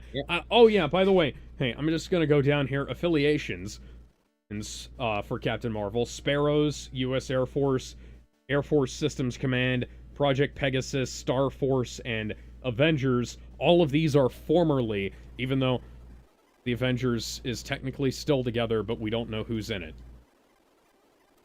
Yeah, because, you know, we lost our two biggest players. There's Captain America and Iron Man. And Thor is up in the air because we don't know if Chris Hemsworth is actually going to come back.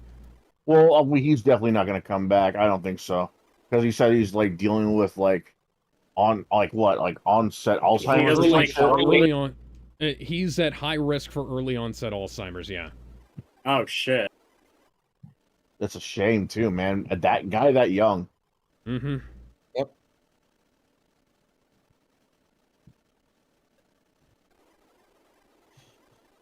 And to think, by the way, Gizmo, this Saturday, Alex and I are going to be doing Maleficent. Maleficent. Maleficent. Alex, would you mind telling? Maleficent. Yeah, starring Angelina Jolie. Yep. We're gonna be watching. I remember when I first found out about that film, I had to look up about that because I wasn't entirely sure if it was related to anything else, and I found out that it was Sleeping Beauty, and I was like, oh, why didn't you just make the villain that was clearly the villain into a good guy. Secretly, Hitler was right all along. That's what you're doing, Disney. Yeah, what the fuck are you doing, Disney? They realize. Doesn't anybody remember that this? Although that is basically the ending of BioShock Infinite. Doesn't anybody remember that this was basically the same villain that decided to put a curse on the king and queen's daughter just because she wasn't invited to a party? Yeah. Yeah, I'm like, why do you and want it's also one of the most evil exactly? characters in all of Kingdom Hearts. Did anybody forget that detail? What? That Maleficent was one of the most evil characters in all of Kingdom Hearts. That's a detail? No, that was a big part of the fucking game. Yeah, exactly. That's my point. Like, more people know her from Kingdom Hearts than they do Sleeping Beauty, but even they'd be able to tell you, yeah, this bitch is evil. Look at her. Her name means evil. Yeah, her name literally means evil. Yeah, you know what? She called herself Mistress of All Evil, literally. You know what? Let's make a video game of Mistress of Evil, which should have been the title of the first movie. Let's make a Thor good guy while we're at it. Let's make Aladdin the bad guy. You know, let's make him like. Okay. Oh no. Okay, so there is actually a very funny parody musical about that Mason. Oh my God, Twisted. Oh, okay, I remember now. Yeah, that's a good one. But that's like they completely like recontextualize things, and it's full of jokes, and it's really fucking funny. I love it, man. Hey, you know what? Let's make a beat 'em up side game of Street Fighter. You know who the main character is going to be? Oh, it's going to be Akuma. Villain? No, he's the main hero. You know, they used to do that with movies back in the day, where they'd have like one actor come back, and sometimes the actor who came back played a villain in the previous film. And it's like, don't worry about it. Ninja 2, we're just gonna bring back the guy who played the main villain, and he's gonna be the hero this time around. And that's fine. Ninjas! I love that skit. That's a Mad TV skit, by the way. Hey, go check out Mad TV, Steven Seagal. He's an asshole. Yeah. Didn't Steven Seagal is thin-skinned? He cried out of fucking elementary school. Yeah. Oh. No. Don't you remember that? In reality, Steven Seagal is just as thin-skinned as his South Park counterpart is. The man once pooped himself because he challenged Judo Gene LaBelle to a match and said, "Oh, you can't choke me," and you know, I am the king of not being choked, and I will still say, hey, there are people who can choke me. Like it's not a matter of technique. My neck is very short. So, Alex, currently in my game, the gym that I am trying to take on is the gym that ended a number of Nuzlocke runs. All right. In case you're wondering, Fortree City Gym houses a gym leader who uses a dragon flying type whose moveset has Dragon Dance, which raises the attack and speed of Pokemon. And note that I say physical attack, not special attack. And part of its moveset is Earthquake. Okay. And then there's Aerial Ace, which never misses. So, in other words, this bitch is difficult. Who is? Winona. She's the Fortree City gym leader. I remember now. Oh yeah, today was National Hamburger Day, and Wendy's was having hamburgers, junior bacon cheeseburgers for a penny. I don't eat that kind of stuff, so I didn't have that. Yeah, and I know, but it's free food.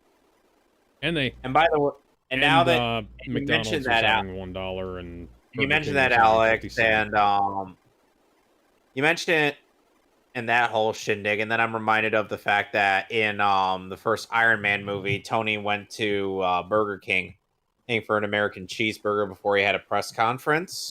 Yeah, you know, that's the kind of thing you'd probably want after being held captive of like that.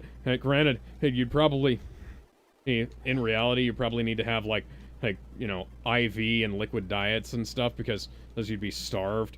But the thing is like part of why that was in the film was due to the fact that Tony's actor Robert Downey Jr. kind of thanks Burger King for helping him get off of various addictions. Yeah, Yes. like heroin, I think. Is what it was. So it would be kind of shameful if RDJ didn't, you know, pay any thanks to BK. Yep. Tenti Tech says Winona Ryder. I don't know what that was in response to, but sure. I think it's in response to who I was talking about. Oh, okay. Yeah.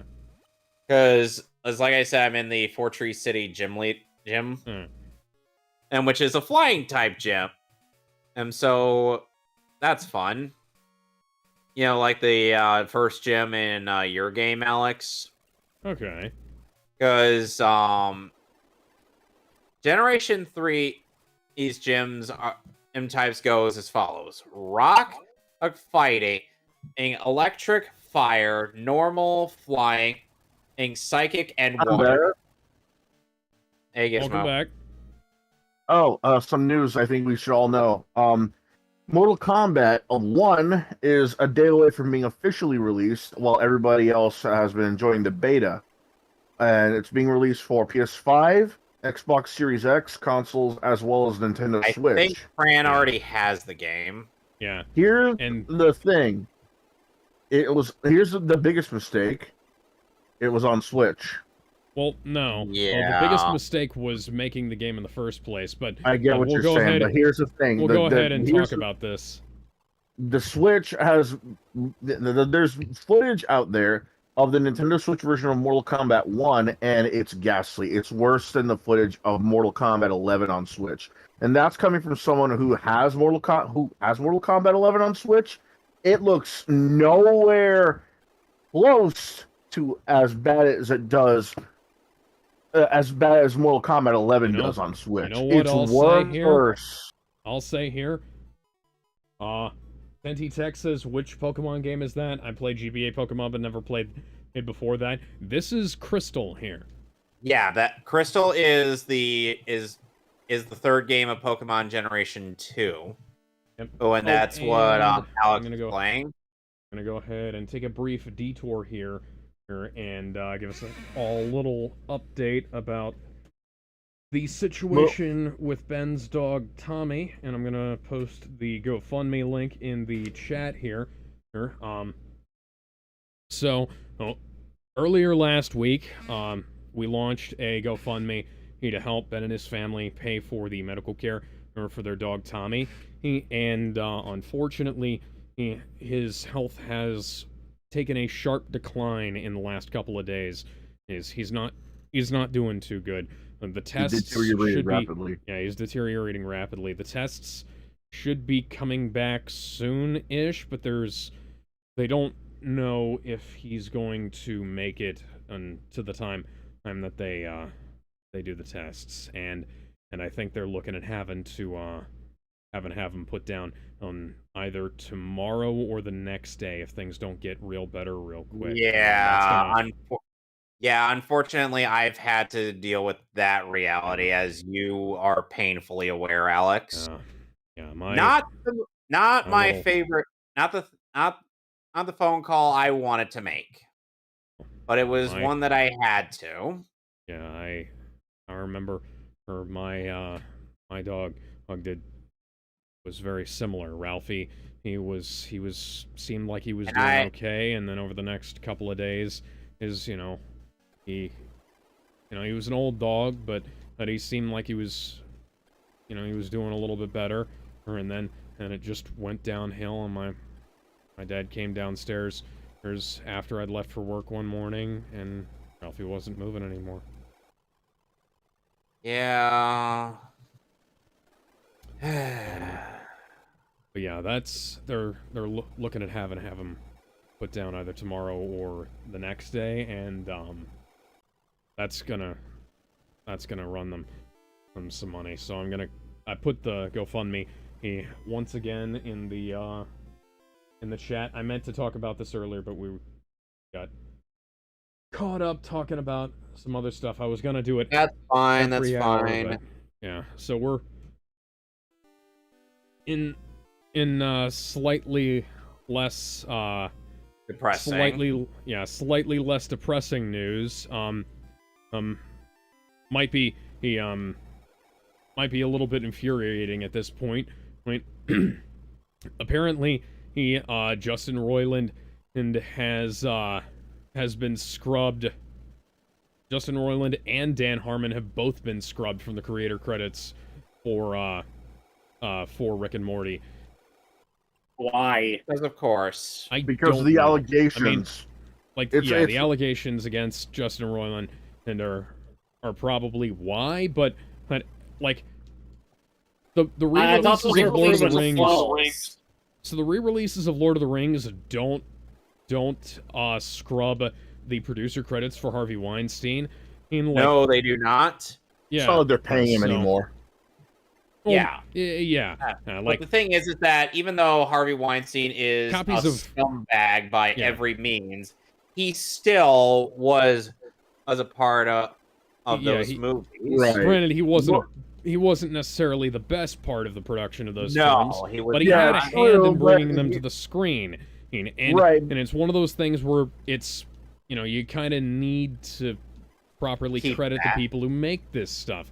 Like, even if Justin Roiland had actually been convicted and sent to jail for the stuff that he was arrested for, or they should be they should still be putting his name on there, or because he's the one who created it. And if that's an issue, or like that's just gonna have to be your shame to bear, or like if you're gonna continue through the show after firing him. And if you're gonna remove his creator credit, just cancel the goddamn show at this point. Yeah. You know? Yeah, at this point, you should just cancel the show and wait until the guy actually comes back and says, "Hey, I'm innocent now. Hey, can we just continue my show?" Yeah, well... But well, you I know. thought Justin did say he was innocent now. Yeah, well, that's the thing. He was found innocent. Well, no, he wasn't. It's not that he was found innocent by a jury. It's that the grand jury didn't have enough to actually get a... No, sorry, it wasn't a grand jury. The fucking prosecutor dropped the charges because they basically didn't have a case. Like, I don't know how it managed to get as far as it did if they didn't have a case. Because like the prosecutor like looked at the evidence they had and said that, you know, oh, we're not gonna be able to take this past a hearing. This is gonna blow up in our faces. And the fact that it even got as far as an arrest is kind of absurd at this point. I mean, much less getting as far as it has otherwise. But then again, and like, you know, Hollywood has that whole, you know, Me Too thing, even if the fucking people don't exist. Like, hey. like, you know, speaking of which, we can talk about the Russell Brand situation. And so, well, Russell Brand, who was at one point a Hollywood actor. What's going on? Okay, so Russell Brand was a Hollywood actor and comedian, and then he stopped acting in Hollywood and started hosting a radio show. Then he started hosting a news show on the internet, and, you know, for good or for depending on there's some conspiracy theory stuff on there, but for the most part, from what I've listened to of the Trues / whatever else his shows are called, like, it seems to be, like, you know, fairly standard stuff. It's like there's some mild conspiracy theory nonsense sprinkled in amongst, you know, there's some societal whole issues and entertainment issues that we should probably solve. And, you know, depending on what your perspective is, you know, you might disagree with him, you might not, but a lot of people on both the left and the right seem to think that he's got a fairly good head on his shoulders, because, like, he has some, he's kind of middling in terms of, not like moderate, but like he has some opinions that are like from, you know, from here and from there, or like you can't really pin him down politically. Should I delete a move to make room for outrage on my dragon thing? Dragon Rage. I'm deleting Dragon Rage to make room for another move. Yeah, because Dragon Rage is only scripted to do 40 damage every time. Okay. Tenti Tech says, how is this game compared to Fire Red? That's the game I always go back to. So this game, being on the Game Boy Color, is not as advanced as Fire Red. Fire Red is based on the Gen 3 engine, and this is the one that I'm playing on is the Gen 3 engine. And the one that Alex is playing on is the Generation 2 engine, which is a more colorful version of the Generation 1 engine. Yeah. But like one of Russell Brand's hallmarks is that he's kind of he'll talk to just about anybody and consider their position, and these days, and he was one of those guys who bragged about how much sex he used to have back in the day. And it's like, okay, you know, whatever, man. And you know, people are now saying, and these accusations are being I'm getting echoed off of somebody. So the accusations that are being made are basically are almost entirely anonymous. Like, nobody knows who these people are. And if we recall, the last time something like this happened, and where there was a Jane Doe accuser, or who went after a fairly prominent male celebrity who had a history of being somewhat promiscuous and being a counterculture icon. And that was Marilyn Manson, and Marilyn Manson was innocent. So, Not according we'll to Clone High. Clone High thinks he's guilty for some reason. Well, what do you expect? They're talking about put him in the canceled corner. Yeah, what do you expect from a TV show that has gone from Gandhi drinking oil out of a fucking muffler to being canceled if you say fucking schizo, or even they're talking about mansplaining. Yeah, I hate how Clone High went from this beloved, obscure little cartoon that the people who knew about liked and the people who didn't know about were intrigued by, to being revived into a shell of its former self. Like, hey, this is the kind of thing that I'm always really afraid of whenever there's a new interpretation, quote-unquote, of a revival series. Like, this is what I'm afraid King of the Hill is going to turn into if they keep going. They always shove SJW. Yeah, Alex, remember, Young Justice. Yeah, remember, for Young Justice, Season 2 was terrible, Season 3 was worse, and then Season 4 was the epitome of hot fucking garbage. Young Justice, the talking version. Gizmo, we are terribly, terribly sorry about that last session we invited you for, or on that, because we were like, oh, we didn't know that you were talking about Death Battle. That was our B. The key jangling. The fucking key jangling thing that happened in the very last episode of Young Justice. It's like Kara Zor-El is a member of Darkseid's Legion for some reason. Okay, then. At least Teen Titans did all that shit better. Teen Titans, for one thing, Teen Titans was a good show. For another thing, Teen Titans had like shit to do, there were things happening. But here's another thing, Alex, to consider is that unfortunately Teen Titans had the stigma of the network screwing them over even when they were successful, because Teen Titans had by this point won on at least 2 Emmy Awards, and was one of the most successful shows on Cartoon Network. But after season 5 ended, even though they were promised like another season, the thing ended on a cliffhanger, and it was just, there was nothing after that. Yep. I mean, people could say, "Oh, Trouble in Tokyo," blah blah blah. But the thing is that Trouble in Tokyo didn't solve that ending. No, it didn't. A movie. It wasn't a movie that bridged off into another season. No, it was just one. It might as well have been one of the comedic episodes of the show, essentially nothing of importance happened, but it was one of those really entertaining parts of the series. Because I mean, sure, comedic episodes were what kind of introduced the whole, Raven's actually a half demon thing, or it introduced Wheaton and all that. Yeah.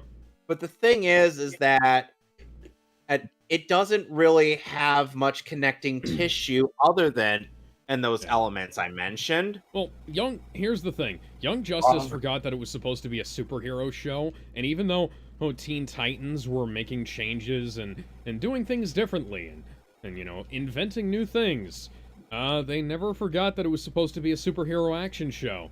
And the Teen Titans survived because of that. And Young Justice forgot that it was a superhero action show and completely dropped the ball. Like, they should have been...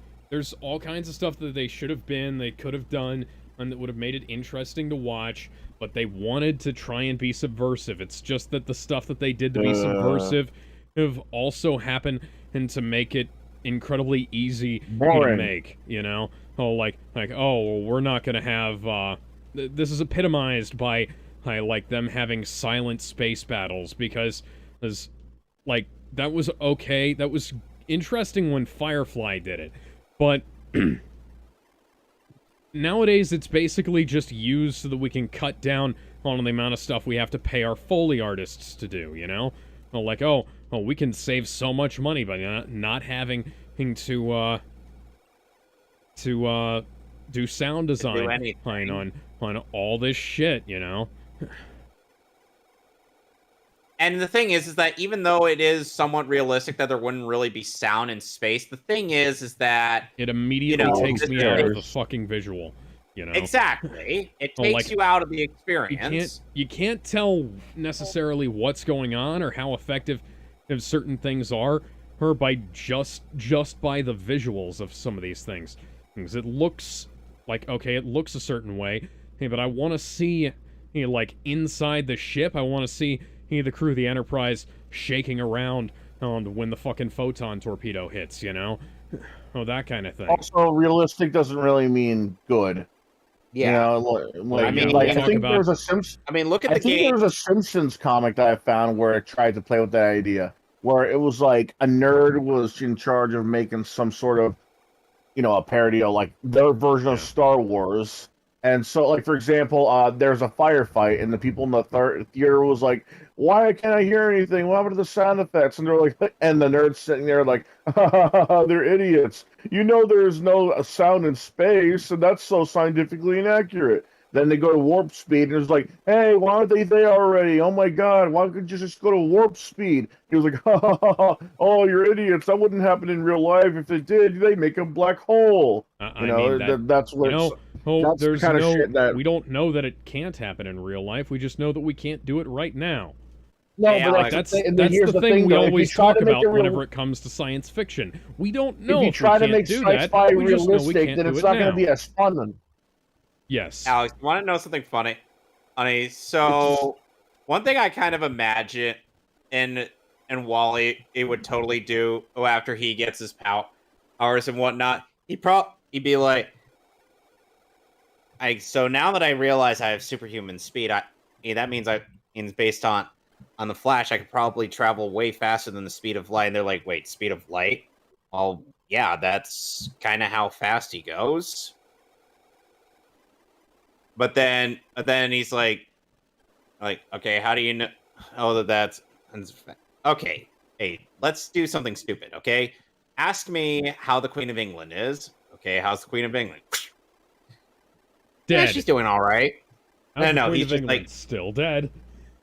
No, not that. That wasn't the joke I was going for. Yeah, no. Or like that was back when the Queen was alive. Yeah, and that was a joke from Family Guy. Yeah. Like Brian comes back with the John Bull outfit, and he's like, "Yeah, she's fine."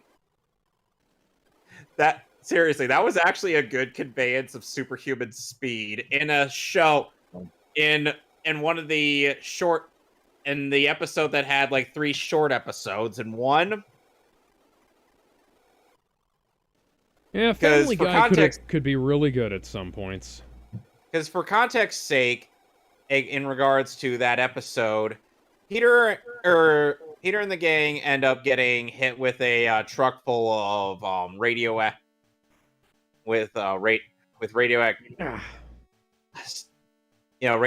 ooze and whatnot.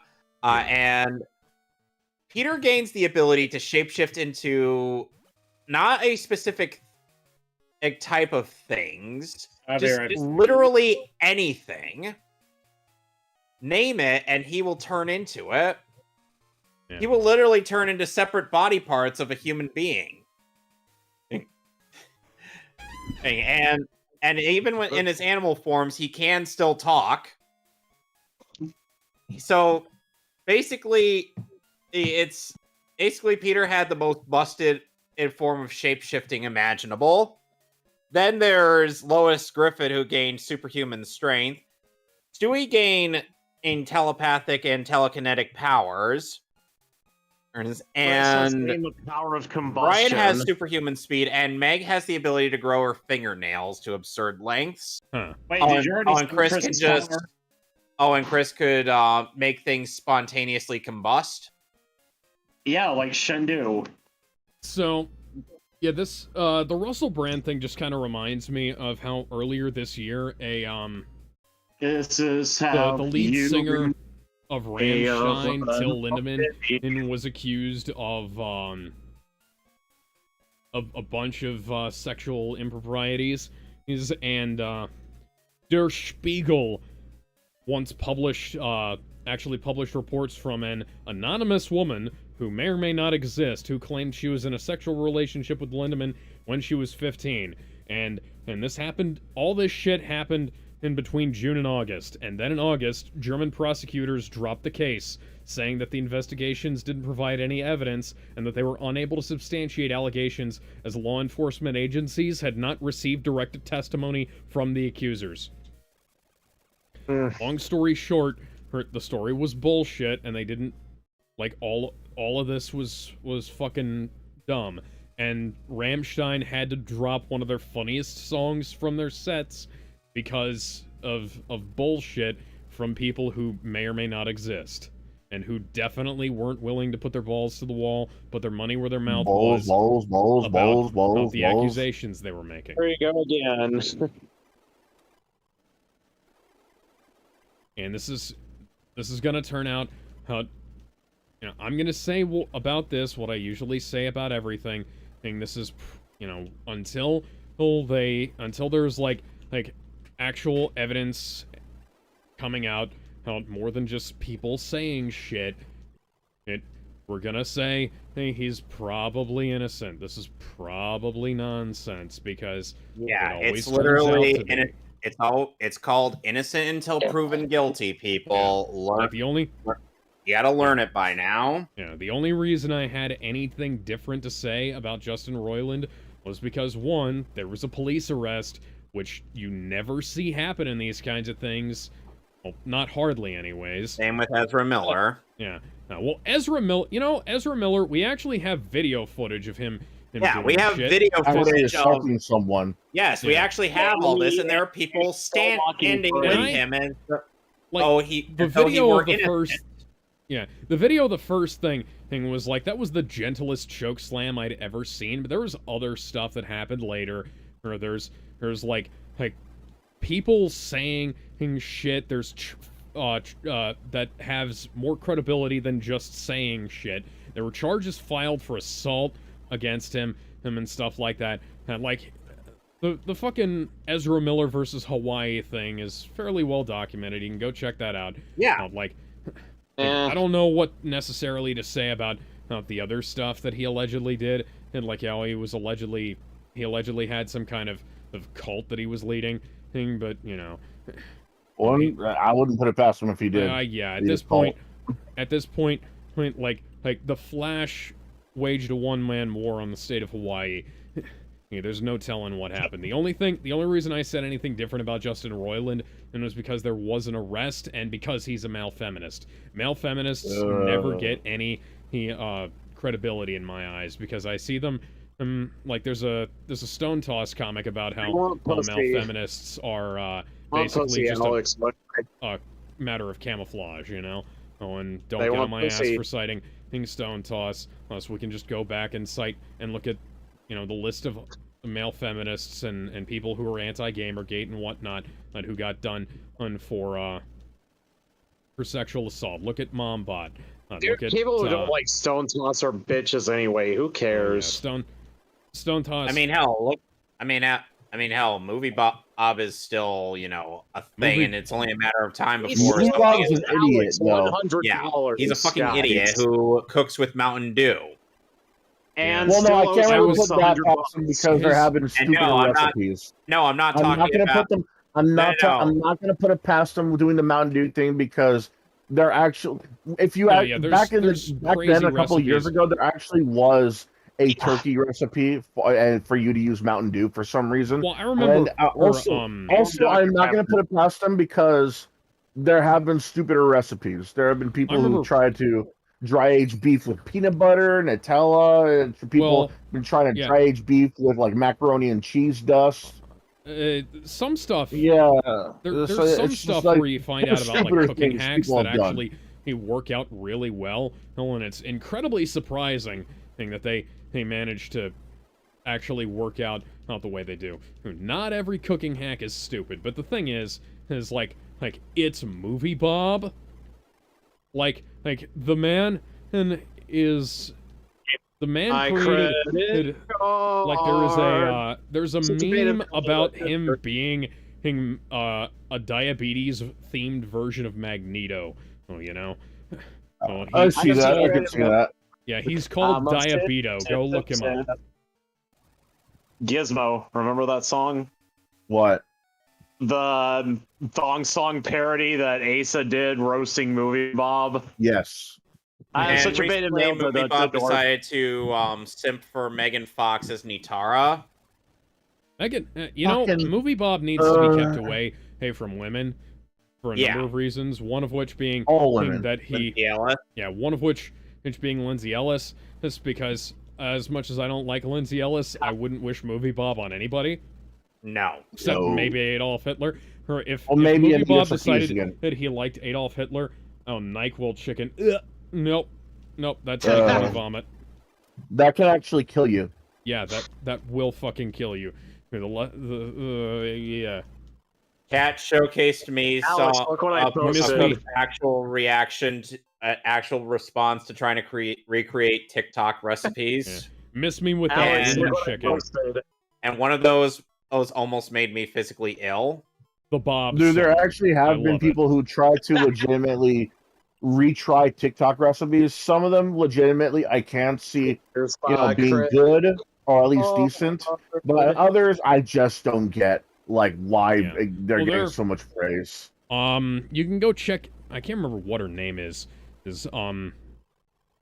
Ann Reardon from How to Cook That. And go check out Ann Reardon and from How to Cook That's videos about YouTube shorts and TikTok videos of cooking, because she tests things out. And I think that was the person.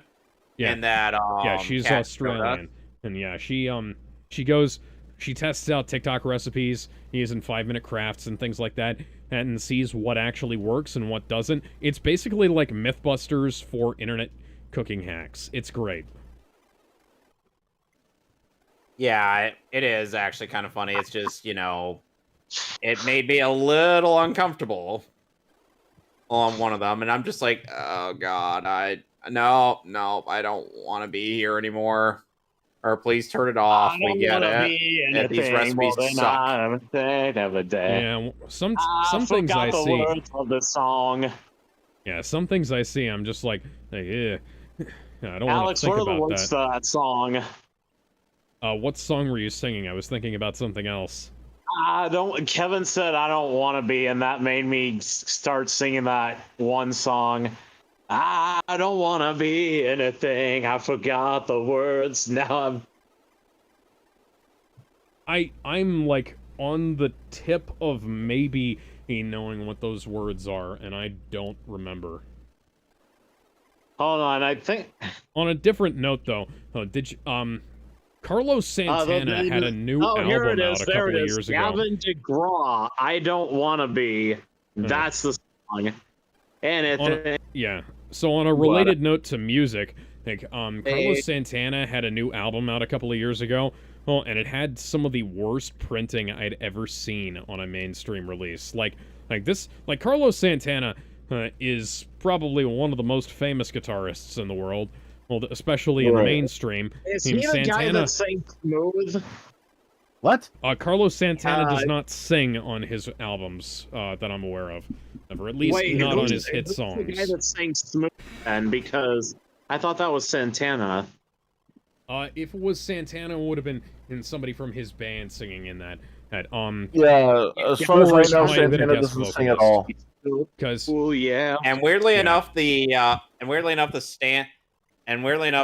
Pillar Man, the first Pillar Man that Joseph fights in JoJo's Bizarre Adventure Part 2 is named after Santana. A lot of stuff in JoJo is named after rock music. I know that. Yeah, that's the whole gimmick of JoJo. Is there anybody named after Yngwie Malmsteen?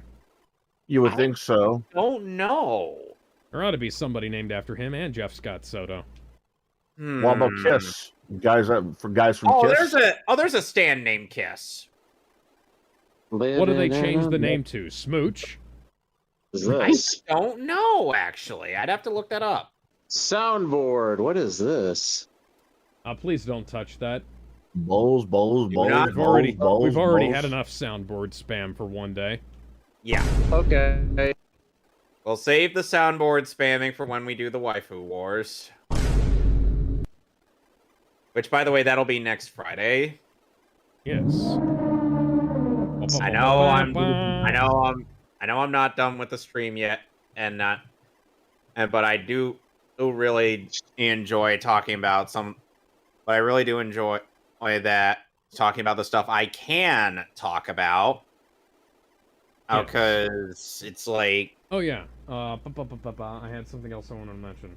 Oh, yeah. I bought a kit to replace a battery in a smartwatch that I had, and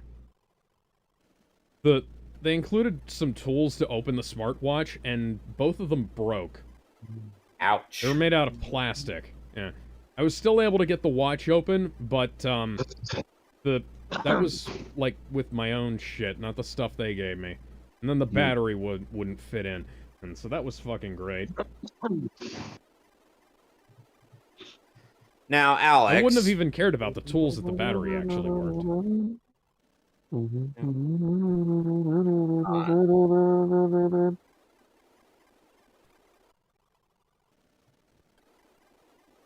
Oh yeah.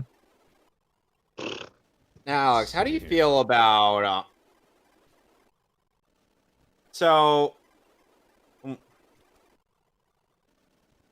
understand you're probably not going to be going back to Pokemon on anytime soon, but if you were to revisit this series anytime soon, or at some point, I mean, which game would you start? Which game would you want to go next? Thinking maybe Yellow. That's fair. Because I wasn't going to push you to play Emerald unless you felt you were ready. Because there are parts of this game that can be a bit difficult. Also, I totally understand. Especially after seeing you play Crystal and all that. I'm not saying you were bad. I'm just saying, I just...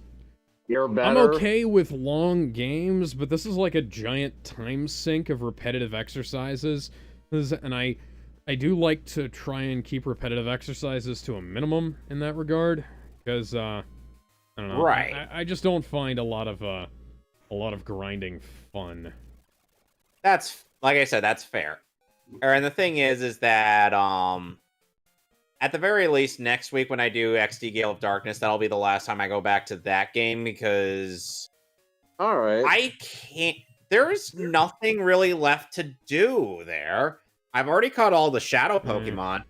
How do I get to Mount Silver from here?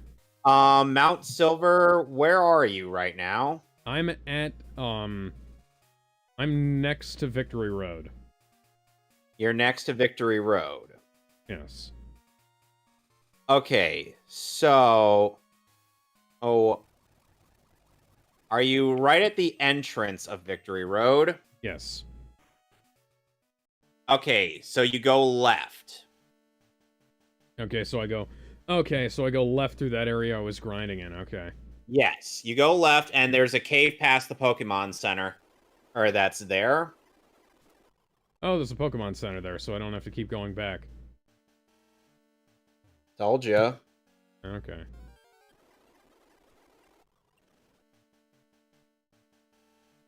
Never question the person who knows the game very well and has recently beaten a variant of it.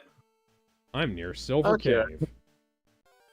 Yeah, and Silver Cave, unlike in my version, which focused heavily on rock climb, as the gimmick, you gotta use like flash, surf, waterfall, and whatnot to navigate through that. It's not a very long climb up the mountain. It's actually fairly quick. Again, once you get up there, once you get up there, or then I have Then you did. 960 in-game hours. All right, y'all. I am gone for the night. Have a good All night, right. y'all. See you See later, ya. man. See To ya. bed. Breaking news: there's now Pokemon meals at McDonald's. Yes, I saw that. Interesting.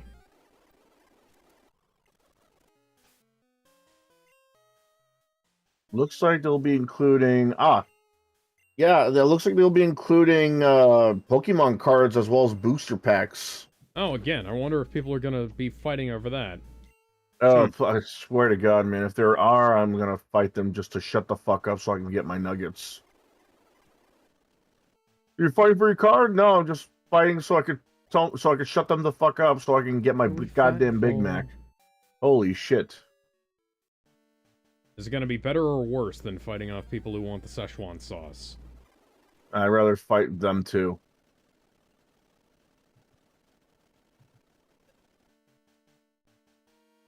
Huh. So far, there have been 108 TV shows canceled or ending in 2023. Probably because of the SAG-AFTRA strike. And Let's the writer's see here. strike. The first one is 1899, canceled after one season. I didn't even know that existed. I don't even know what that is. Inside Job on Netflix came out October 22nd, 2021, canceled after one season. Huh.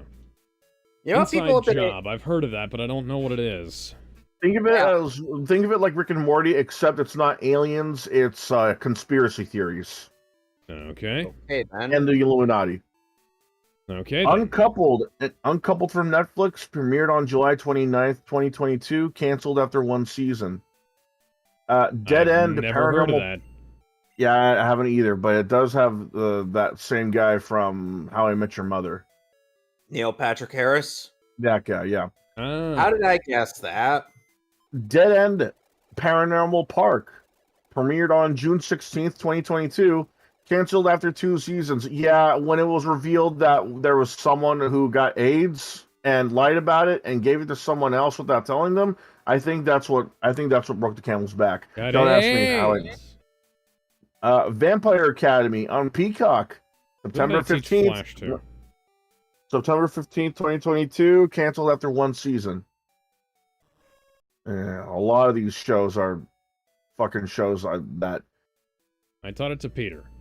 Yeah, there's a lot of these. A lot of these shows are like no names. One of Us is Lying on Peacock. Astrid and Lily Save the World on Sci-Fi. 61st Street on AMC. Pantheon on AMC Plus. The Mosquito Coast on Apple TV. Gossip Girl on HBO Max. Snowpiercer on TNT. Snowpiercer. That's kind of a shame. But Gossip Girl had another one?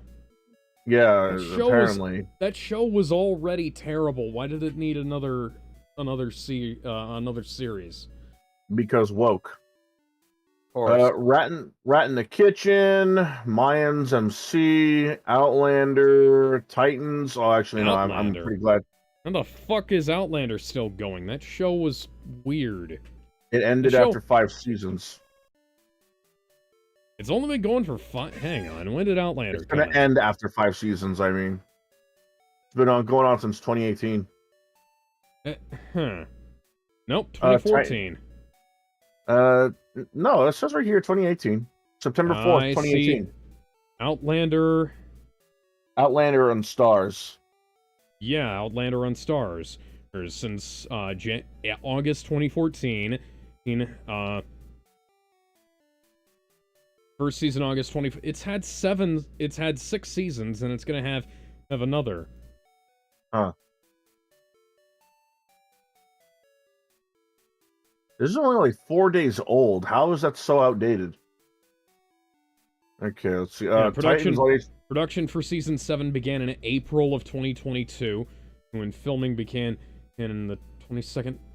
Music composed by Bear McCreary. What the fuck? Let's see here. Titans on HBO Max, canceled after 4 seasons. Doom. That's not because of the writer's strike. It's just because that show was shit. Yeah. Okay, this could have been a good show. It was getting better as time went on. Not that anybody cared. Doom Patrol got canceled after 4 seasons, which is a That shame because that sucks. was a That good show one. was good. NCIS Los Angeles ending after 14 Oh. seasons. Oh, that sucks. That show was great. That was still going on? I mean, I'm surprised it's still going, but I'm like, damn, NCIS LA was a good show. Jay Then Leno's again- Garage ending after 7 seasons. Well, canceled after 7 seasons. Then again, I did mostly just like it for the characters after a point. I wasn't watching it for the plot. Oh god, they made a TV show out of this. American Gigolo. American Gigolo?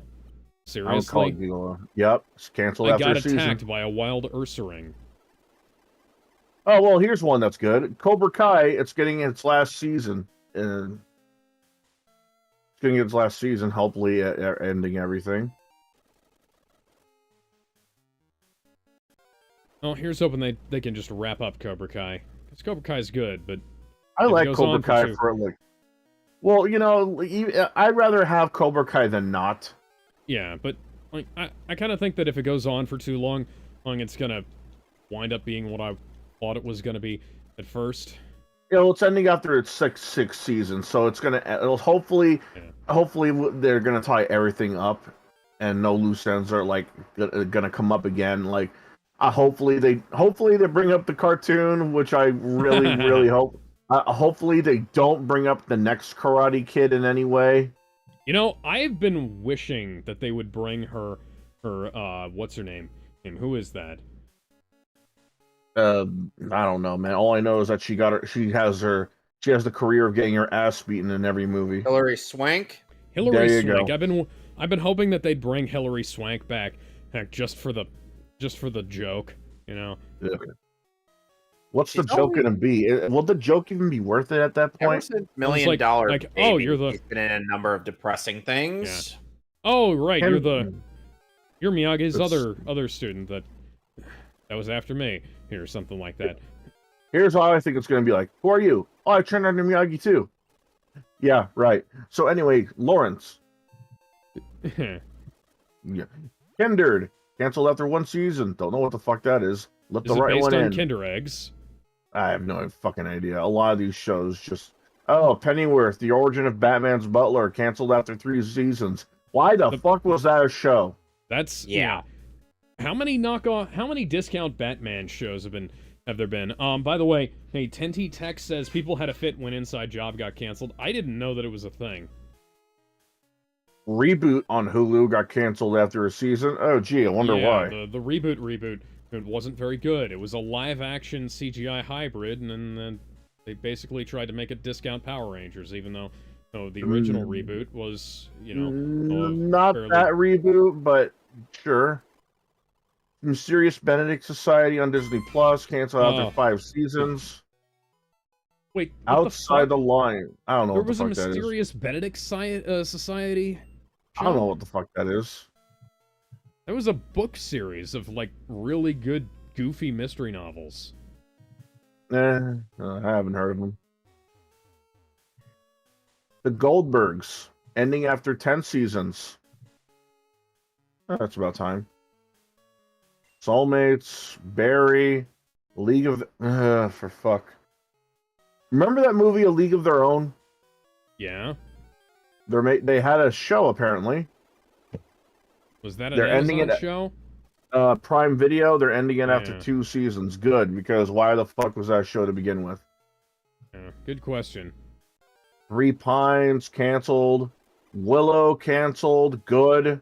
We already knew that Willow was canceled. Well, that wasn't a strike thing. That was just the fact that the show got terrible ratings. Yeah. Despite what The Disney L tried Word. to say about it.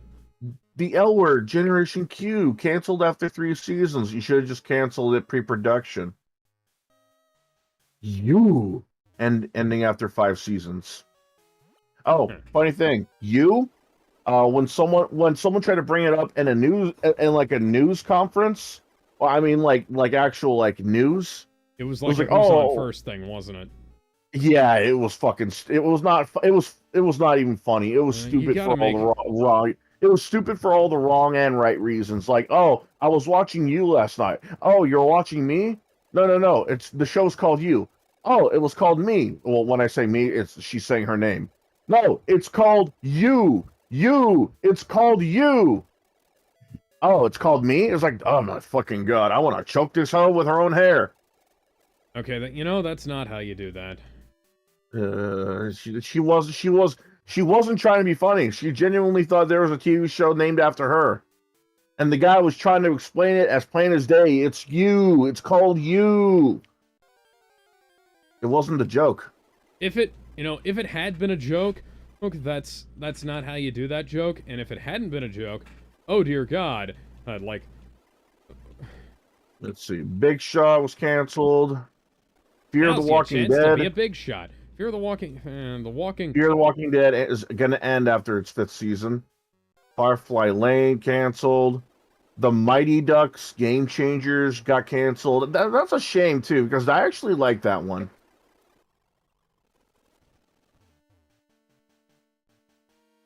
Monarch canceled. The Resident canceled. Monarch. Zilly. What is that? The Resident. I don't fucking know. It's on Fox. How is Monarch spelled?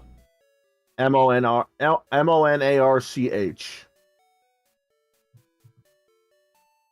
Alex on my stream is a racially insensitive stereotype. Oh, no. Mr. Popo? Gotta block it out. No. I know you're talking about Jinx, bro. No, I'm talking about Ludicolo. My asshole, that's an insensitive stereotype. They can bite my ass. Okay, Zoe canceled after 2 seasons. Good, because it's about a TikToker being president, from what I can see from that fucking picture.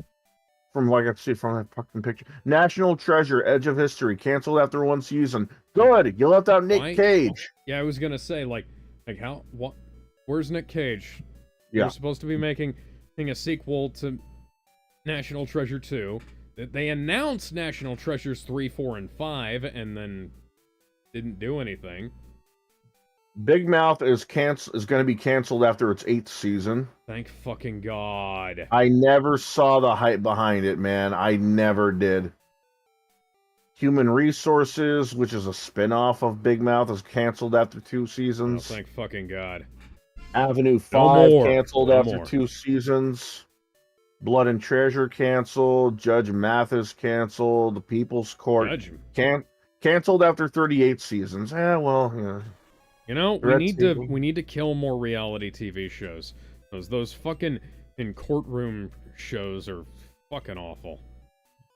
The Red Table Talk canceled after 5 seasons. Southside canceled after 3 seasons. The Chair canceled after a season. 911 from Fox canceled after 6 seasons. Beginning those are some of the worst shows. That's like one of the worst fucking paramedic fire department shows in the history of anything ever. Let's see. Yellowstone canceled after 5 seasons. Call Me Cat canceled after 5 seasons. East New York canceled after 1. SWAT canceled after. It's gonna end after the 7th season. Not canceled. Hang on. So I'm having to look something up here. So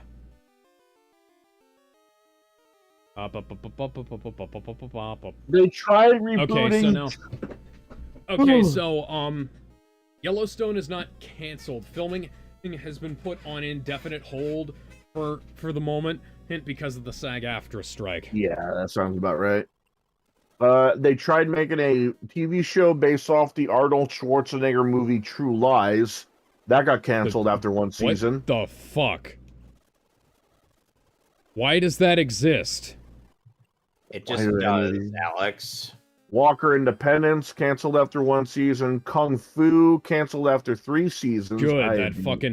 That fucking reboot shit was fucking awful. Hang on. That was created by Matt Nix. Huh.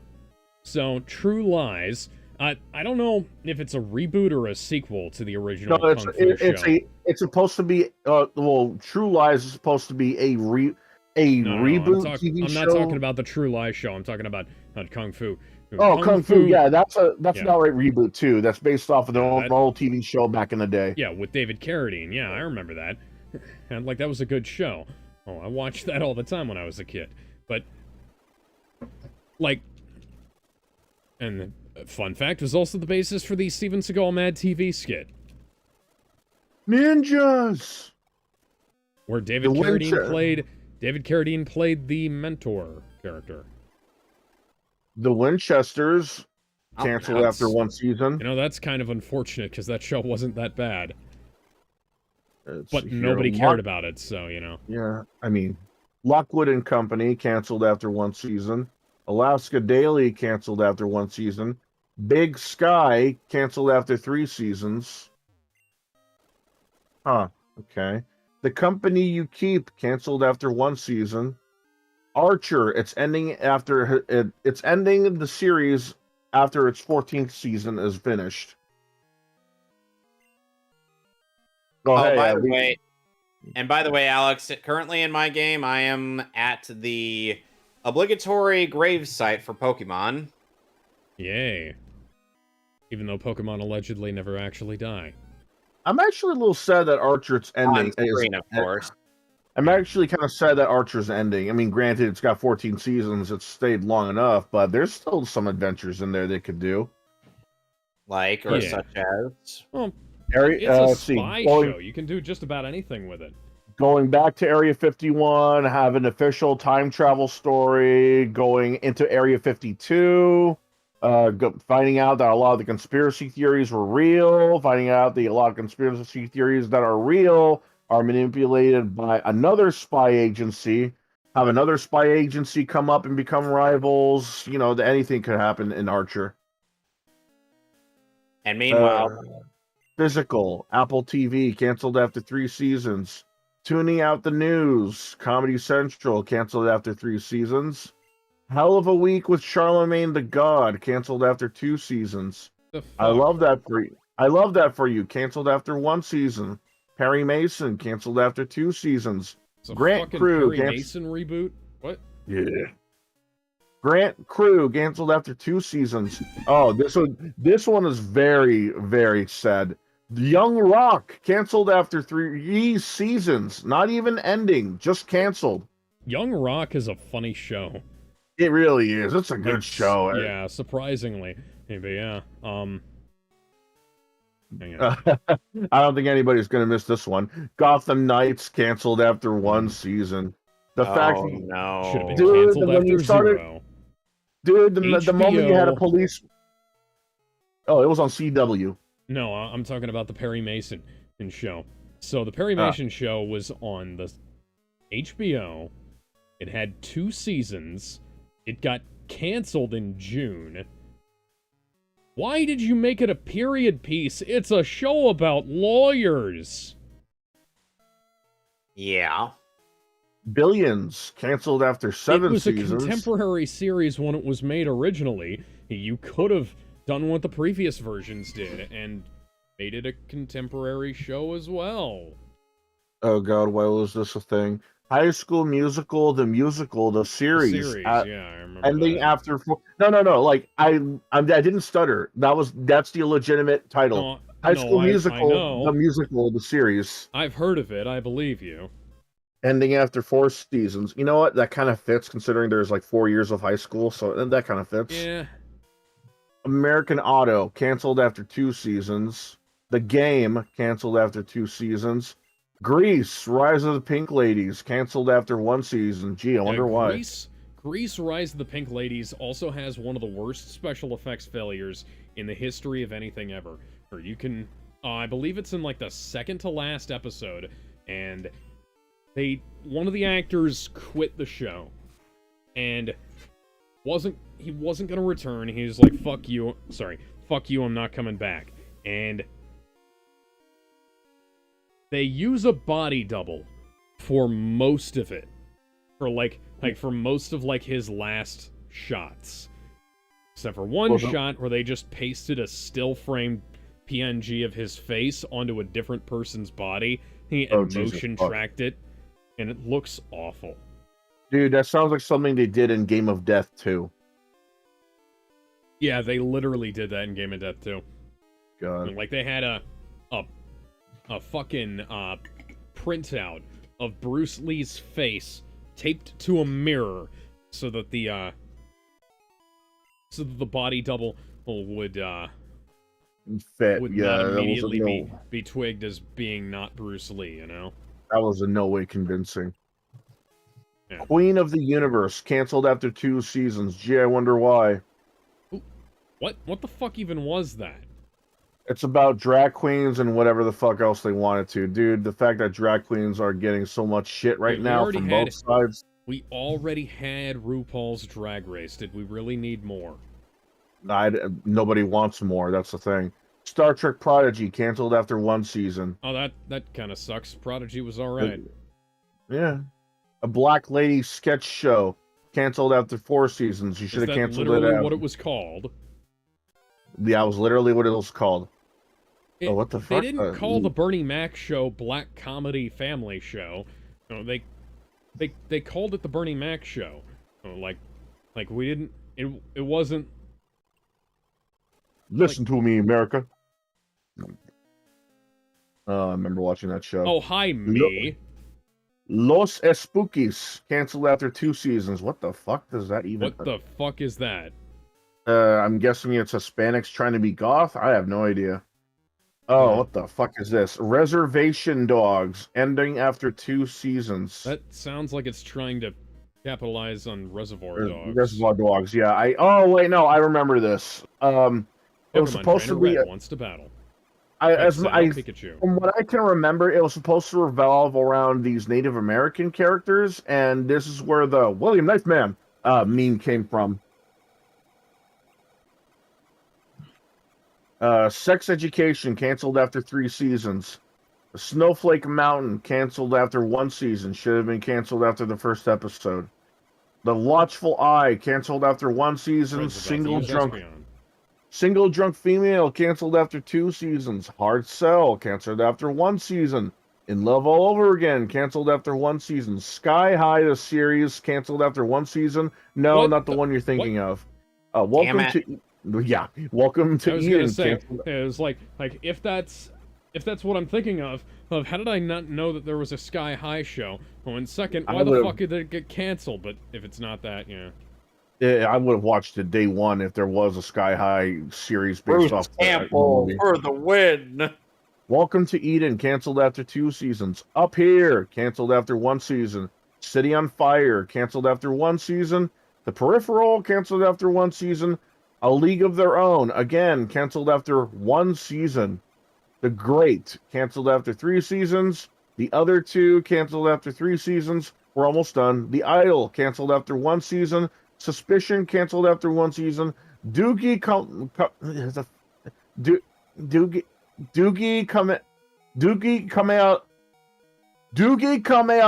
MD canceled after 2 seasons.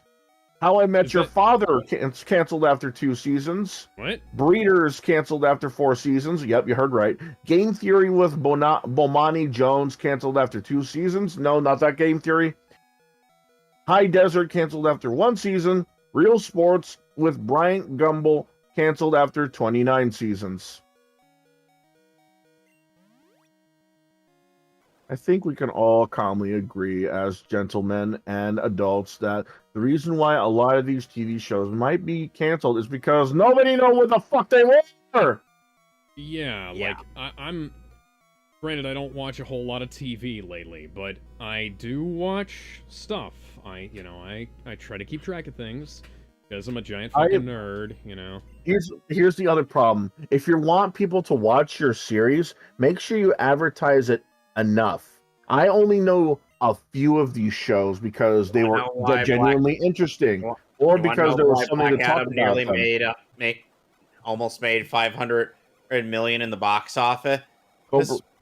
Cobra Kai was interesting, obviously, and the Titans show could have been good. The only reason why that was even successful was because people were hate watching it, and because normies didn't know any better. All these other shows, nobody watched them because nobody knew what the fuck they were.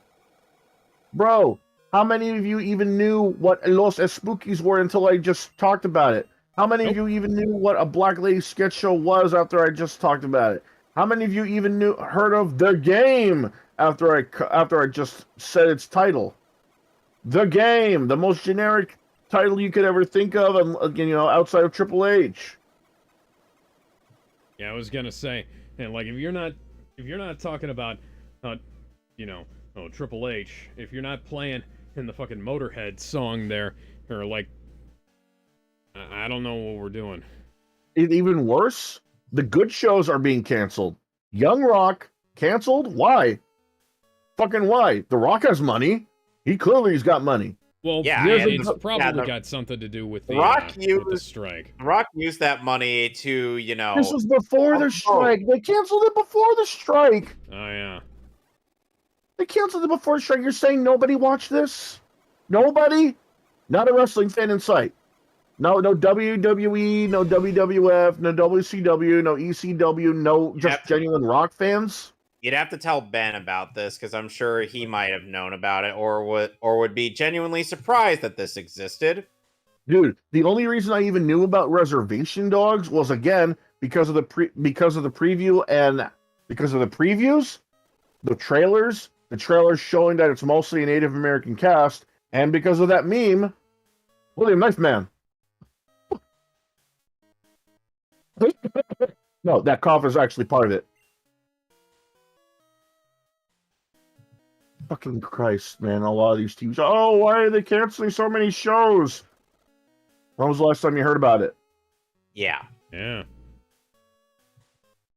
I mean, some of them, granted, you know, they deserve the end. They deserve a genuine ending after all they've been through. Cobra Kai, Archer, you know, those deserve endings after their long run. They deserve a break. But fucking Young Rock.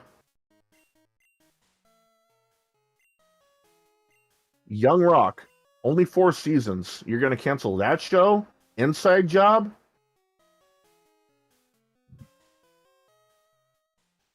Jesus Christ, man. Doom Patrol? You're canceling Doom Patrol? That did better than Titans ever did. And then I'm like hearing like, oh, well, we're going to make True Lies into a TV show. You're going to make True Lies a TV show and then that was produced by Matt Nix, by the way, who also created Burn Notice, and that's bad idea. That was a bad idea, man, on his part. I'm not gonna say bad idea. It's a spy show. Oh, you know, it could have been a good idea. Spy shows work, but if you're gonna try and do them off of an old 80s movie, not 90s, that's very, very 80s, 90s, 70s, early 2000s. It's extremely risky, especially if the only source material you have is the one movie and nothing else. Granted, Karate Kid, it might have been tough to make a Netflix show out of it, but there was plenty there. You had the original trilogy, you had the cartoon, you had the infamous game. You could have done a lot with it. Like, oh shit, I didn't tell them that they had the rights to my image for that game. Or like, same thing with Johnny Lawrence. They did a great redemption arc with that guy. They had plenty to work with because there was already plenty of stuff that was stuffed into the films that they could work with. True Lies was, well, let's be fair, it was just another spy film, but they did enough of it to make it unique. You're going to reboot it into a modern-day show, it's just going to blend in. There's no Schwarzenegger. There's no funny antics trying to cover up the fact that he's a spy. There's no punny puns. Kevin, guess what? You beat him? Yes, I did. First try? Second try, but yes. And I didn't do any additional grinding. I just changed what order I put out some of my Pokemon in. All right, glad to hear it. Here's another thing though. If they want to make a show, don't try and go for like multi-seasons if you want to base it off a movie. At least try and go for something small if it's based off of something that doesn't have much to work with. Well, True Lies maybe could have done some. Like, here's the thing: True Lies, as bad of an idea as I thought it was to reboot it into a modern day spy show, I think if put into the right hands, it might have worked. Like, let's say, okay, the guy's trying to hide from his wife that he's a special agent. Okay, that's episode 1, or maybe season 1. Then you go to season 2, trying to hide the fact that you're a secret agent to your daughter now. Yeah. And then season 3. And you gotta have the wife get in on it by at least, it's like towards the end of season and 1 are about the halfway point, and then Right. and That's like that's that way that plot doesn't get stretched out too far. right. That's what I'm actually getting at. Like after every season, more and more family members are like actually getting into the family business, I guess you could say. Like, oh, Yeah. I'm trying. Like, the first one, after the first season, the wife gets in. The second season, the daughter gets in. Then the third season, like the daughter's best friends come in, and then the boyfriend, and then like the dad's family and the mom's family, and then and then maybe it could be something along the lines of like, oh, your father-in-law was a spy the whole time. He was a part of the rivals. He's part of the rival spy team. He's like, Yeah. what? It could be like this Archer thing. Like, they could have done something like that, but no, they mean, want to try and stretch it out with just this one concept and only this one concept. They're I not mean, trying. this show only lasted for 1 season, so we don't know where the hell they were gonna take it. And Right, but at the same time, I don't think whenever- either of us have watched it either. So Right, but at the same time, whenever they do something like this, it's very single-minded and very narrow I mean, you and kind of very know. narrow tunnel vision. Yeah, you kind of By know the where way, they're gonna go with this stuff. By the way, not to disrupt your train of thought, but Alex, what were your overall thoughts of Pokemon Generation 2? Once you figure out how to make the whole thing work together, it's pretty good. But there's some stuff where like you're not gonna naturally get to the points where you would be if you were where the game wants you to be. So you're kind of forced off the beaten trail all to grinding quite a bit. So Fair enough. Here's my idea. I did enjoy my time with this, but so Gizmo, I wanna bring up something to you. So Yeah. there is a show that takes a concept that they got 4 movies out of, and they try to stretch out the premise of like the first movie to more than a single season. Do you want to know what that show was? And by the way, it was on CBS. I was gonna say Homelander for a second there. Highlander. Okay, no, Highlander. Highlander lasted for 7 seasons, and it was good right up until the last season when they basically, I think they shot it during the production of Highlander 4 and Highlander 4, and it basically featured a bunch of backdoor pilots. So this is a movie. This is a TV show that was made recently. That was based on a series of movies from the 80s and 90s.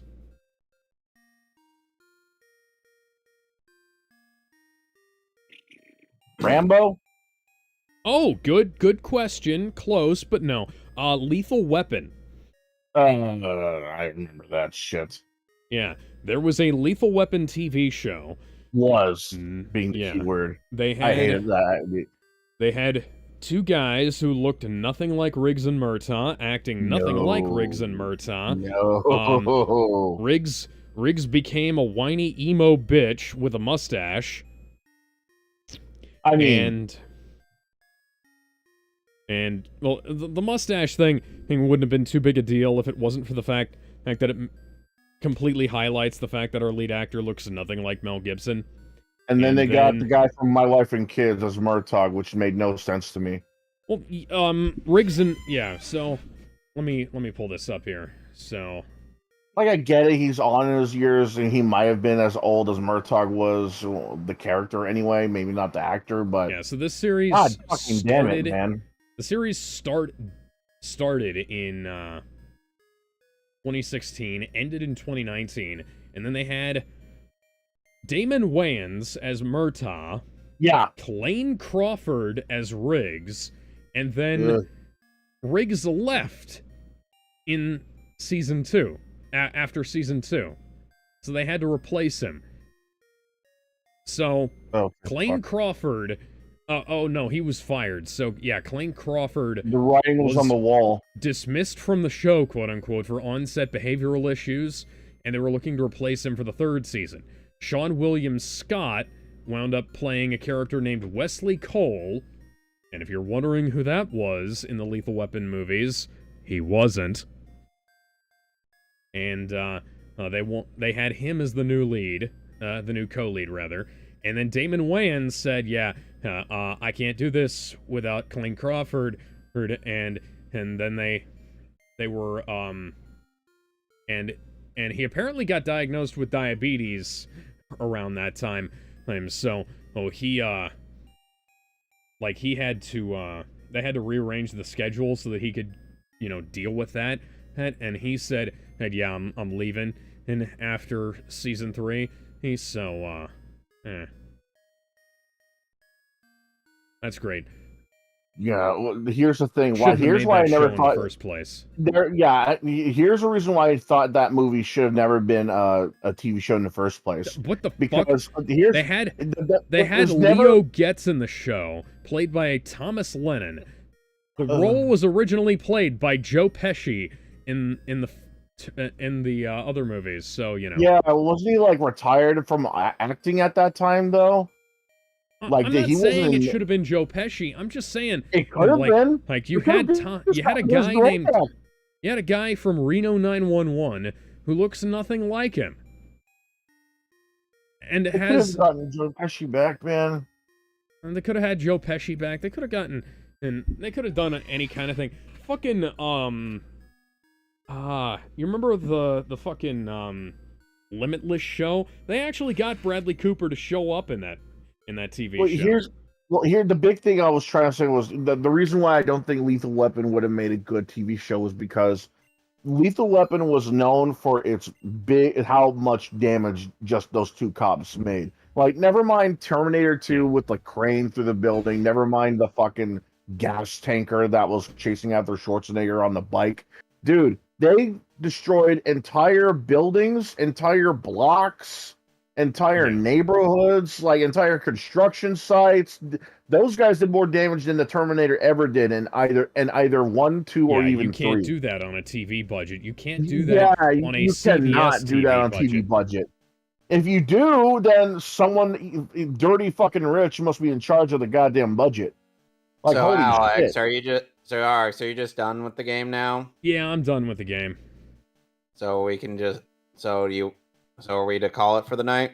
Yeah, I'm gonna call it for the night. It's too late for me to start up playing Spider-Man, and I don't even have it installed. I've been working on other stuff all day. Right. So anyway, I'm just gonna save and